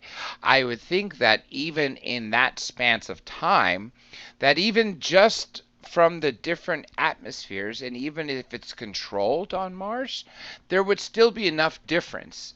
And that's why it would have to be, I believe, in the parallel universes that would probably be the answer to that. Well, There's a lot it for may that. be that we're from another world instead. There is a Dr. Ellis Silver, that says that it's quite likely that we might be from another world because we have too many problems. Humans have a ridiculous number of illnesses that other animals on this planet don't have. We're the only animal really that suffers from sunburn. Other animals can suffer from sunstroke, heat stroke, but not sunburn. We always have bad backs, but it's a major problem for us. So he theorizes we may have come from a planet that had lighter gravity, like Mars. And he also says that labor pains are terrifically big problems for us, whereas they aren't for other animals. And so he's saying that basically we're not well adapted to Earth. We'd be better adapted to a different planet. And another planet had a lighter gravity, et cetera, et cetera. And so it may not be that we are going elsewhere and would change. It's that they came here and we are them. Yes, yes, and you know what? It goes again to panspermia, and also someone else, Joe Montaldo, when I had him on the show, made a very good point that if, for instance, if our circadian rhythm or our day, 24 hours and whatever minutes it's off by. That's why we have to have that leap year.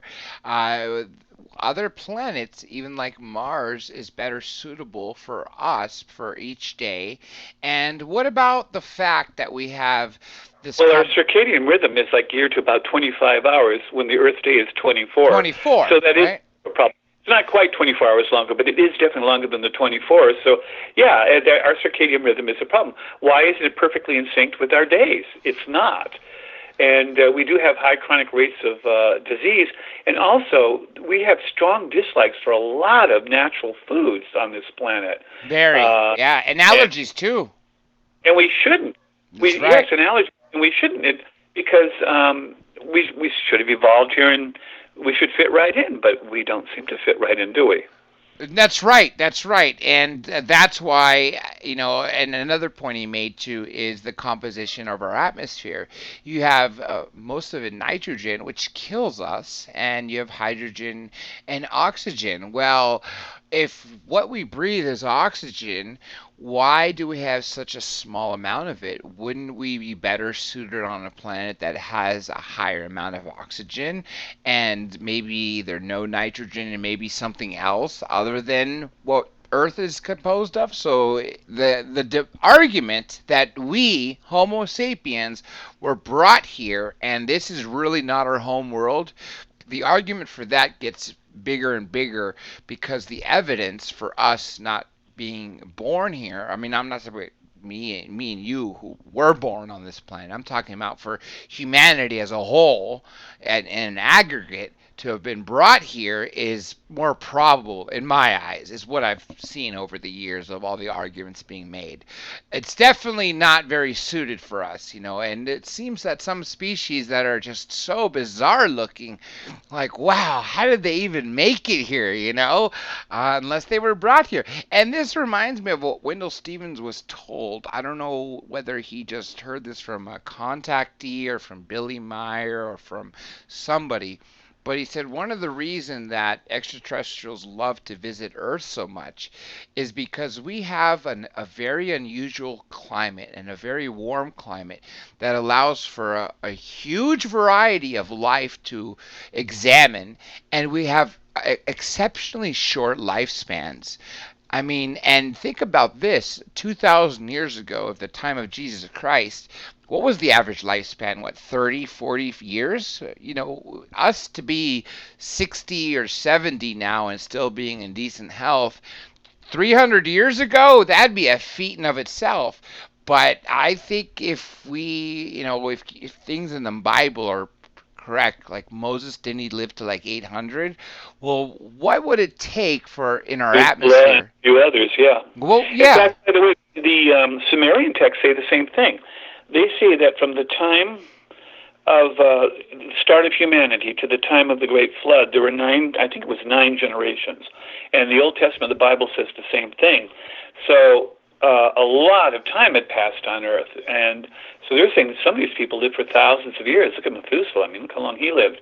But and both the Old Testament and the Sumerian cuneiform writings of the Anunnaki say the same thing. And then after the flood, the kings had normal lifespans. The list of kings shows normal lifespans. But prior to that, you only have like 9 kings, from the beginning of humanity to the time of the Great Flood. So, and also the Old Testament says pretty much the same thing. I believe it says there were 9 generations. Either maybe Noah was the 9th, but there were 8 or 9 generations between Adam and Eve and the coming of the Great Flood. So that's interesting as well.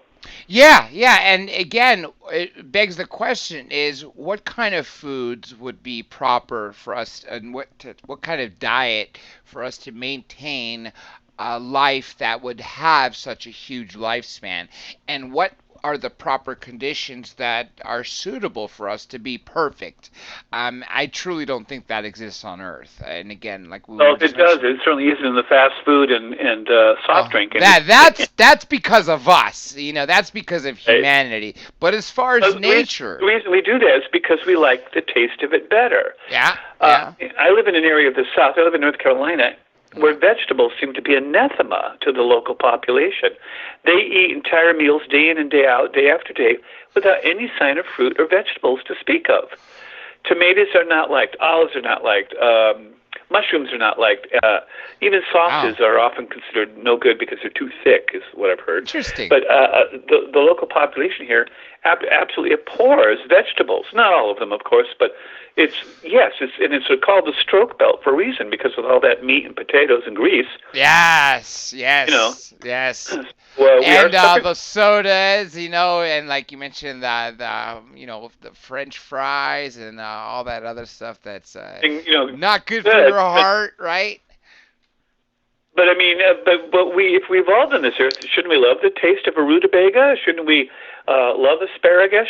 Shouldn't we love mushrooms? Anything edible Anything that that helped us survive, we would have developed a taste for it. And yet, the majority of humans don't don't. like a lot of the native foods of this planet. That's true. We have to season them. I mean, a lot of children won't even touch most vegetables unless you make them super tasty, from Well, they do that, broccoli burying them to in sauces like cheese sauce. So yeah, yeah. the kids aren't great on seasoning. They don't like spices per se, but they do like it when you drown the flavor of the vegetable in something else, like broccoli and cheese sauce, for instance. So it or tastes something like cheese instead of broccoli. Is the only Yeah, way. exactly. Yeah. Exactly. Yeah, exactly. So, Uh, and yeah, that's odd too. Do you have any other questions there? yeah, They're kind yeah. of. Okay, I think this is more of a comment, but because it's all in caps, I'm just going to read it to you. It's from Nicholas Cashmore. He says, alien reality will shatter all illusions, energies being controlled and suppressed by elite. I don't know if you ever have anything you want to say about that, but that's just what he wrote. Other than the fact that I think he's probably at least 90% right, yes, I agree. Yeah, It's yeah. going to change everything. I don't necessarily think there'll be the great panic that we were afraid of in the 50s, No, but no. I do absolutely think that it will fundamentally alter our existence forevermore.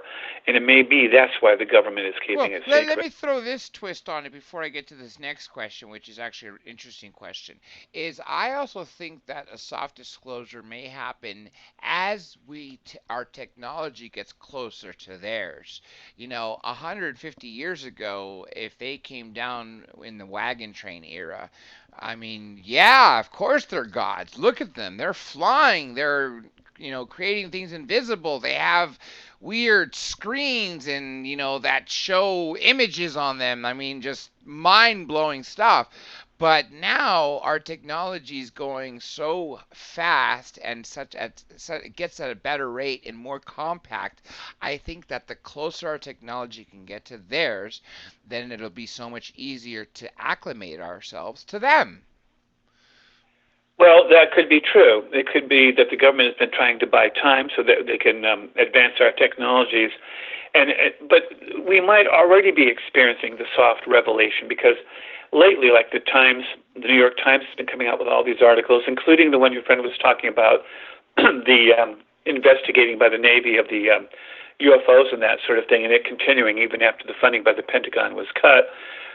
This is now hitting mainstream. You would never see this stuff in mainstream before, ever. I mean, when I grew up, you were laughed at. Ridiculed.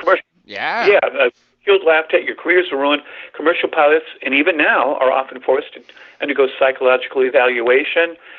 There was one case where they actually had a recording of the pilot talking to the control tower, talking about seeing 2 UFOs, and then the control tower, after some time, finally says, do you want to report a UFO? And there's this long pause, and the pilot says, no, I don't want to report one of those. He was reporting it, but he wasn't officially reporting it because he knew the consequences. And so they've done a darn good job of stigmatizing anyone, whoever they are, of talking about these subjects. They've made it, you've seen it on TV, 2 anchor people, bright, young, cheerful man and woman. Oh, we saw an interesting light in the sky last night over Cleveland. And they look at each other and they give a little chuckle and a little wink. And oh, yes, this is meant to be taken as just silly crap, basically. And so we have been taught culturally that you do. And yet, as a MUFON investigator, everyone I talked to had some kind of UFO experience. At some light, they'd seen something. Everyone. You go to a restaurant, oh, what do you do? I'm a MUFON field investigator. Oh, really? Well, I saw. But I said, did you report it? No. No, yeah. Yes, that was one thing Stan Friedman used to do. At every, may he rest in peace, at every event he went to, he would say, "How many of you in the audience had seen an unidentified flying object?" He said most of the hands would pop up. Now, out of you that have seen something, how many did you report it? He said it was usually about 10% or less, and that's true for me too. I'm guilty of that myself. For when Me I too, and saw that was the movie field eight, investigators right? spotted a UFO over Greensboro, and my state director says, "Did you report it?" I go, "No." "Why didn't you?" I said, "Well, I The don't ridicule know." factor, right? Yeah, ridicule factor. I didn't report it. Yeah. Okay, So yes, here's we're the all victims of it. Yeah, absolutely. we definitely are guilty of it, and we're all and we're guilty of of not reporting because of the atmosphere of it, because of the ridicule. But thankfully, like I said, we're finally getting past that, especially when you ask somebody who's just entering high school or is 15 years old, what do they think about ETs, and do you think that they've been visiting us?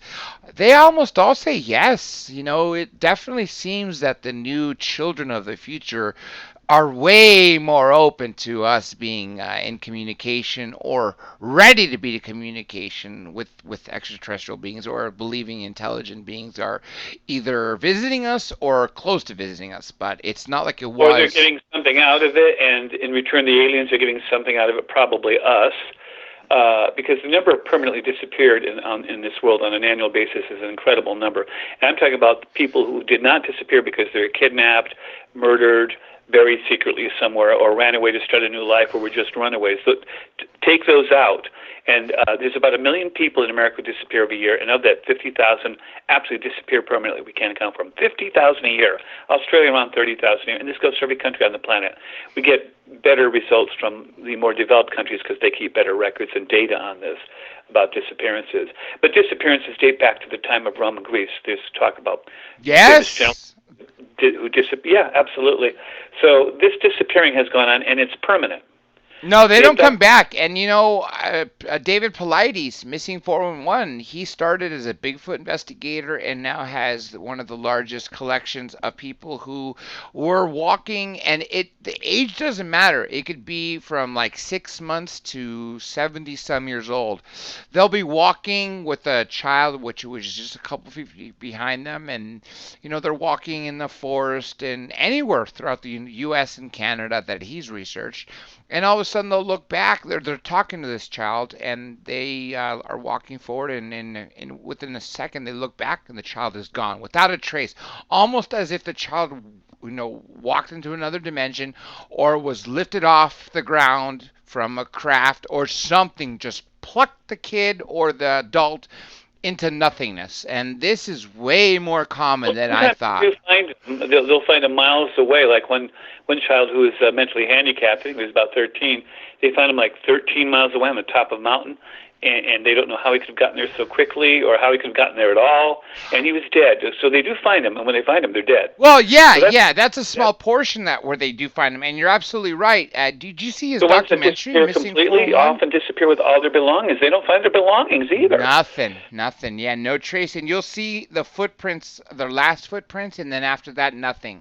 And you're absolutely right. When they do find them, they are like trash destroyed. And there's So not. in this back centuries, I mean, even in early America, there's a case of a kid who was sent out of the house. It was snowing to get some water from the well, and he didn't come back. So they finally decided to go out and check. And there's his footprints in the snow going almost all the way to the well. And then they stopped short and just nothing. No more Wow. footprints. They said it was as if he was just plucked up off the face of the earth. Never found him again. Never heard of him. Nothing. They thought maybe he'd fallen in the well. They checked that. They investigated that. Nothing. And this goes on all the time. It's been going on throughout history. People are Yes, just it does. disappearing all the time. And only So recently, because of his cataloging it, are we able to keep track of it. Now, like you mentioned, I know in ancient Greece this happened a lot, but they weren't really writing this down for us to know about it as much as they probably should have, because it's been going on for so many years.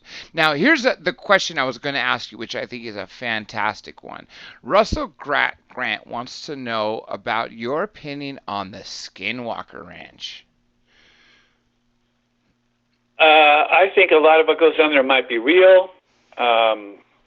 I think it is a dangerous place. I think it's sort of kind of like a new Area 51, not new but newer.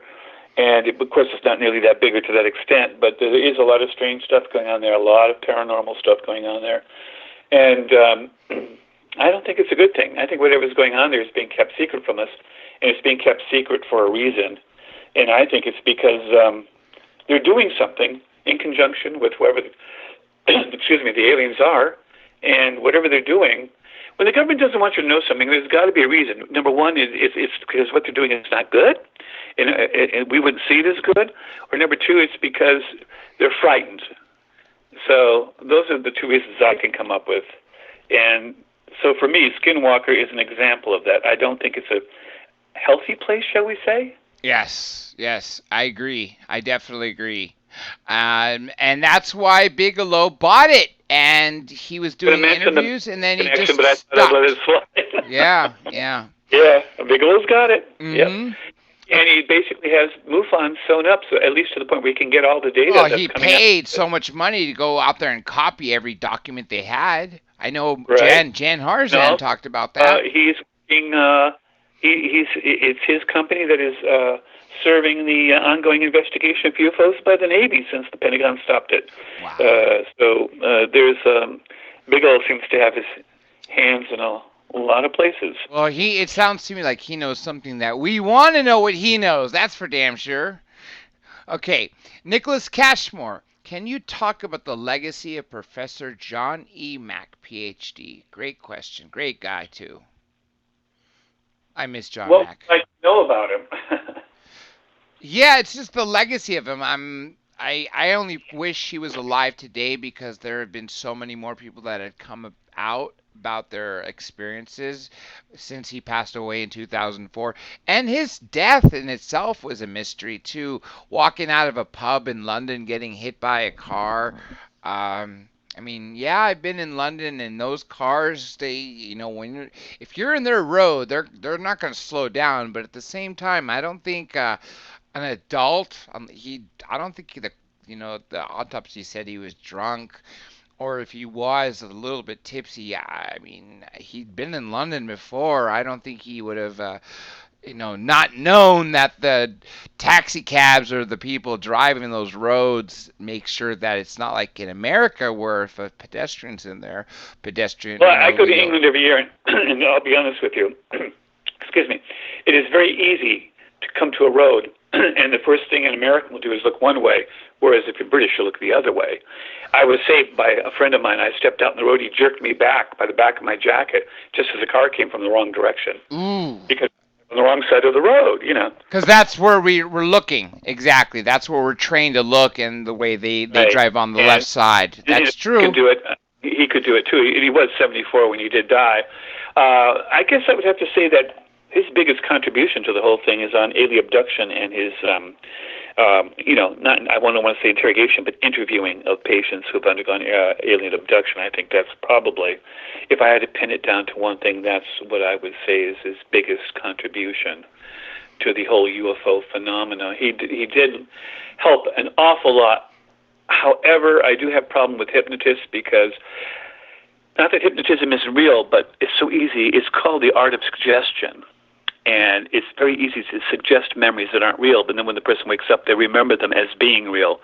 So if you do go to a hypnotist, my advice to anyone out there, if you've been abducted or think you have, make sure you go to a very qualified and certified hypnotist. Don't just have some fly-by-night and that you're about doing it for you, because once the memories are falsely implanted, you can't get rid of them. So No. That's why you need someone who purposely works on these people who have had experiences. I mean, I'm good friends with Yvonne Smith, so if anybody listening needs to be put in touch with someone, and even if you're not here in California, she will tell you somewhere around the world, not just in the U.S., where there is someone that deals with this type of memory loss and this type of memory, what is the word I'm trying to get? I'm not inhibition, but memory to get it back from you.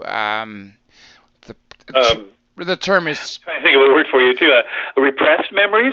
no, not repressed, but how do you unrepress them? What's the word I'm trying to find? To unrepress them, to bring them back, essentially.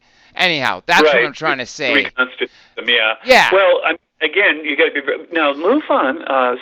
Some areas do have their own psychiatrists who perform hypnotism. We did here in North Carolina. I don't know if we still do because I'm no longer a member, but we did have one, and we also had an analytics expert on photography and film, and most of our photographs that were either given to us or that even we took were submitted to the analyst to find out just whether they seemed to be genuine or not. And we have come away with some genuine photos, so unretouched. So, yeah, she could use MUFON as one.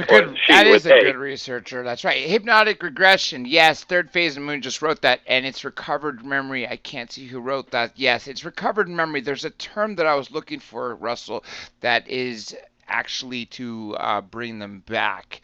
But yeah, that's more than enough. Regression. Thank you, Nicholas Cashmore. Regression. That's the term that was eluding my head. Okay, I don't want to keep you too much longer, but so let me try to get through some of these questions. Now, back to that question about tautology. Rolf Pfeiffer Muller is writing, he's adding onto it. He says that he meant tautological,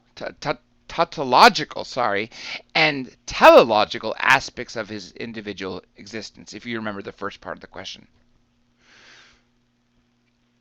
Yeah, and well, I know what they mean, but I'm not sure how he's applying them in this particular sense.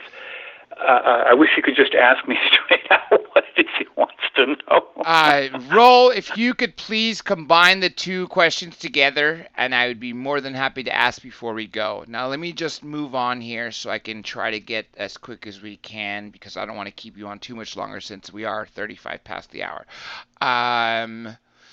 Here's one. What or who or how the start of all was? I don't know if that's something that's easy to be asked. So let me find here something else for you.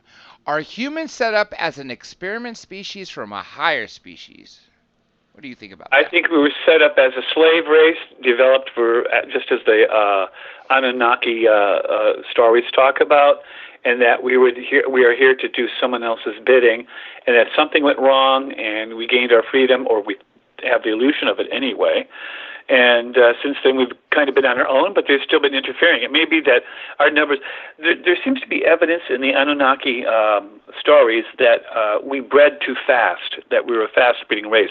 You yourself said we're short-lived, relatively short-lived, and therefore we breed fast and we get out of control fast. And there's even evidence that throughout history they've tried to control our numbers. And some even talk about the idea that the Great Plague was a method of culling the herd, so to speak. You do know where our image of death came from, right? It came from the Black Death. There was stories in villages in different places that about 24 hours before the Black Death appeared in that village or place, they would see people in robes with hoods. And mists, right? They were waving long cylindrical wands or tubes over the fields, and a green mist was coming out of it. And this is where our image of death comes from. The modern image of death comes from that figure that people believe brought the Black. Right? You're talking about the Grim Reaper comes from that. Our modern idea of the Grim Reaper comes from exactly that. That's where it comes from. And so I think it was William Bramley in his book, The Gods of Eden, talks about this in great detail, how these massive plagues would just appear out of nowhere, and instantly people began to die within hours of happening, incredibly fast deaths. And you know what? That, to me, shows remember how I was mentioning earlier, what's the quickest way to overtake our planet without destroying the infrastructure or destroying, like, if they want to nuke the planet to take it over, well, then they're going to destroy any possibility for them to live on it, right? Well, remember I mentioned biological warfare?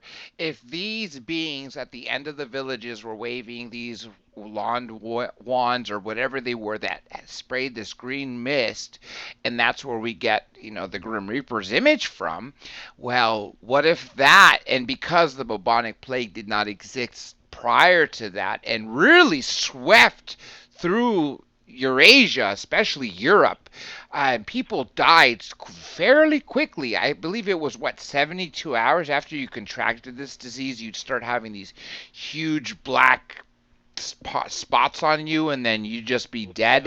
And even your dead body would still carry this virus.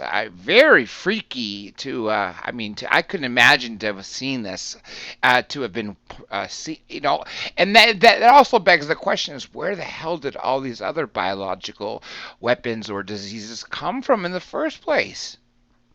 Well, we're not sure where viruses came from, and we're not even sure if we can call them life as we know it. All they do is they're just a thin bit of RNA or DNA coated with protein, and they enter a cell, and they just order the cell to reproduce copies of themselves. So I guess technically they're life, but if they are, they're the most primitive form we know. But they certainly have learned how to attack other species to create more of themselves. And of course, the most successful ones are the ones that don't kill their hosts. The ones that kill their hosts usually burn out fast because they can't transfer to other hosts quickly enough, especially if they're not in high numbers in a concentrated area. Ebola is doing that, or Ebola is doing that in Africa right now, in the Congo. They're having another outbreak of that. And look at the measles in the U.S., right? Huge. Result of vaccinations, yeah. Or not vaccinating is the problem. Right. I grew up in a period when everyone was vaccinated. When you saw dying of polio, sure, believe me, when a vaccine came out, you took it. And I have a friend to this day. He's quite elderly now, and he had vaccine as polio as a child, and he's been crippled all his life and had trouble breathing. Well, if you see a friend of yours who's 11 years old and an iron lung, and he's only going to spend his last few months there before he dies, trust me, you think vaccination is a more viable alternative. So in my feeling, vaccinations are, granted, for some who are allergic or something like that, not a good thing, and they should be tested fully before used, of course, but I think they're a good thing. Okay, I'm going to try to get through these as quick as possible. Roll 5 for Mueller wanted to straighten something out. Let me just read exactly what he read. Dr. J, the so-called deluge is from Kemuri Kamdam, i.e. south of the Tamil Nadu. I hope I pronounced that correctly, if you got that. Yeah, I'm just not sure what he's referring to be quite honest with you. I will say your people are asking some interesting and probing questions. I've never had this caliber of questions asked before. Oh, the people here are always great. That's what I love about them. Sometimes they I really almost seem up. wonder if I should devote more time to asking their questions than just mine. Okay, Russell Grant, can you ask your guest to comment on the burial of Göbekli Tepe? Yes, that's interesting. That thing dates back at least 8,000 years. It predates recorded history by quite a ways. It was found in Turkey, and it is I believe it's Turkey, and it is a series of ruins or columns and circular structures that were deliberately buried at some point, and they had to be buried either to hide, obviously to hide them or protect them. Now, it might have been another culture came in and destroyed them, so they buried them so that culture couldn't do that, a conquering race. Or it could be that there was some great catastrophe coming and they were protecting it from the catastrophe. Now, the fact that some of the columns depict animals that are not native to those regions at all and come from very, very far away makes you wonder just how advanced this culture was and who they had these connections with to have these animals depicted when they were not anywhere within their region. And these were people who were supposed to be hunter-gatherers, and yet they're building these stone columns, and they're quite a number, and a vast number. And then when the time comes, they bury them to protect them or hide them.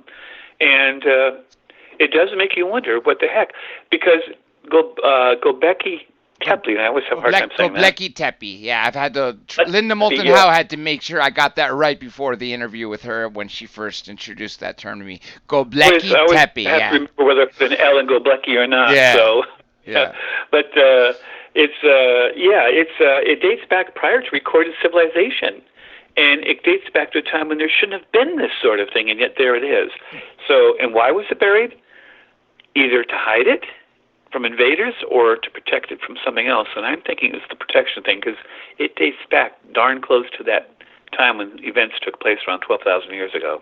Now, back to the tautology. Roll Pfeiffer Muller. Okay, I'm going to read it. Dr. G, I mean, if he knows that because his own experiences are borrowed slash repetitive experiences. Oh, well, my own experiences, well, first of all, if they're my own experiences, they're not borrowed, although they may be repetitive. But no, it is based on mostly on cases and incidents of other people, but also personal incidents as well, and also direct observation and research as a MUFON field and investigator. So basically, if my experiences are repetitive, well, then I must have gone through them more than once. But my brother has a missing time that he got me interested in it. I had a strange nightmare when I was a young child in Australia that I woke up and panicked and ran to my parents that I had seen aliens. Now you're talking about a 6 or 7-year-old at the end of the hallway of the house, and they scared me. They didn't do anything terrible. I had this overwhelming fear. Of course, my father says, "Oh, go back to bed. You're just having a nightmare." But, to this day, I remember that dream, and I was 6 or 7 at the time. And how many dreams do you remember from when you were 6 or 7? So it had an impact on me. So, yes, it's partly my own experiences, but also any intelligent person has to rely on evidence and information from other people in the modern world, or they should. If you have data and information there and you don't use it or you ignore it, then you're probably not doing your job right. Well said. And more on Göbekli Tepe. Rolf Pfeiffer Muller says Göbekli Tepe, this is in parentheses, the belly mountain where cows eat, I'm assuming, is from the refugees after the deluge, i.e. Kemuri Kamdam. Interesting. That's Well, yes, except I don't know if we don't actually know quite how old they are. We know they date back about 8,000 years at least. We don't know if they go back farther. There is some evidence to suggest that they do. The time of the Great Deluge had to have been around 12,000 years ago or 10,000 BCE. So does it predate the deluge or did it come after? We're not sure. The fact that it was buried intentionally makes one wonder if it wasn't something to do with what was going on at that time. For instance, the Sphinx, we used to think it was not nearly as old as some people now think, and some people now think it dates back 8, 10,000, even 12,000 years, which also puts it back at that same time. So was it an after the fact of the deluge? And it could be because of all the animals on the columns. It could be describing what was taken or what was protected. And of course, none of us think, most of us don't think it was literally a ship that took them all aboard, but it could have been the DNA of all these animals. Yes, that's true. It is. I definitely think it could be. It definitely could be. Let me see if I have anything else for you here, because I've actually finally caught up. So I didn't know I would be able to, but I've actually caught up, and we happened to catch up 46 minutes after the hour. So with that being said, Rob, let me thank you so very much for sticking around for this extra time to be able to engage with everybody's questions. Let me give a shout out again to Third Phase of Moon 2, who came in here, one of the world's largest UFO YouTube channels.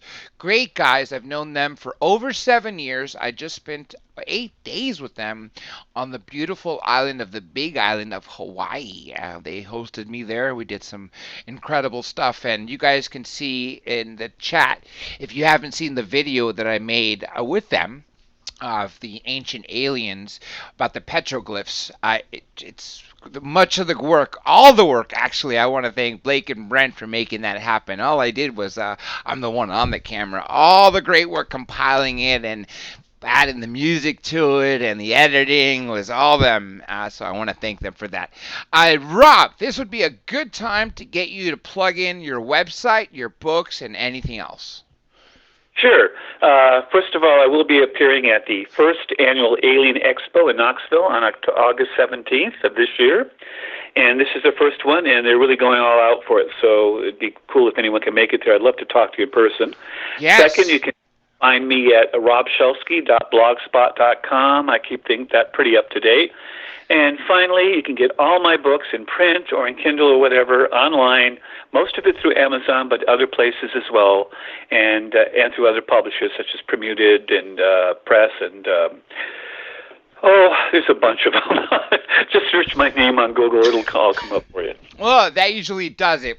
And let me just say, let me give some shout outs here. First of all, I want to thank Pam Vrettenberg and other moderators. There are quite a few here. I wish I had time to go through all of them, but I want to plug in her website, unitedtruthseekers.com, and also the social media work she does do. I also want to tell people that the only thing you need to remember when it comes to the show is the name of it, Dr. J Radio Live. Of course, the most important thing is the YouTube channel, and everything else is it. Even the YouTube channel is at DRJ Radio Live. Website drjradiolive.com. I don't know if I'm going to be keep using that in the future because I don't think most people even check the website really to look to see if guests, but clearly people are signing up for a newsletter daily there, like a lot of people. So we'll see what happens to the future of that. But I do want to encourage people to go to Patreon and get the paid subscriptions to the archives. And remember, folks, that generosity makes people happier. That actually comes from the University of Zurich. So please subscribe to this video, like it, and also follow me on Twitter or Instagram. That is the easiest way to communicate with me. Way better than email, because then I can somehow, you could direct message me and then I'll give you my phone number, since I'm trying to reverse time with technology and sort of do away with email, if that's even possible to do with that these days. So yes, do check out the website, and there's still some glitches on there, the recurring payments for you who have signed up for the archives, and there's still years worth of archives that the webmasters are being a little slower than usual, probably because they run over 100 websites to upload all those archives for you to hear. But yes, I'm hoping you all can get them so you could hear them without the advertisements in YouTube. Not to mention, I have to say, I do fear these days, we don't know what's going on with YouTube. You see people having channels demonetized almost daily, and they take their streams and go somewhere else. So let's just hope everything stays the way it is. And again, please take all the information that Rob said and share it with someone, especially those who have questions or on the fence of what they believe. Check out one of his books, or send one of his books or this interview to somebody who has an open mind, because that's what it's going to take, folks. It's going to take more people to all believe and come together and work together in order for us to finally get past, if it's the government cabal that's hiding this, or for us to finally come to some sort of either soft disclosure or hard disclosure or contact or whatever it be. And remember, keep your eyes in the sky. Disclosure is in your hands. With that being said, folks, this is Dr. J, and I am officially signing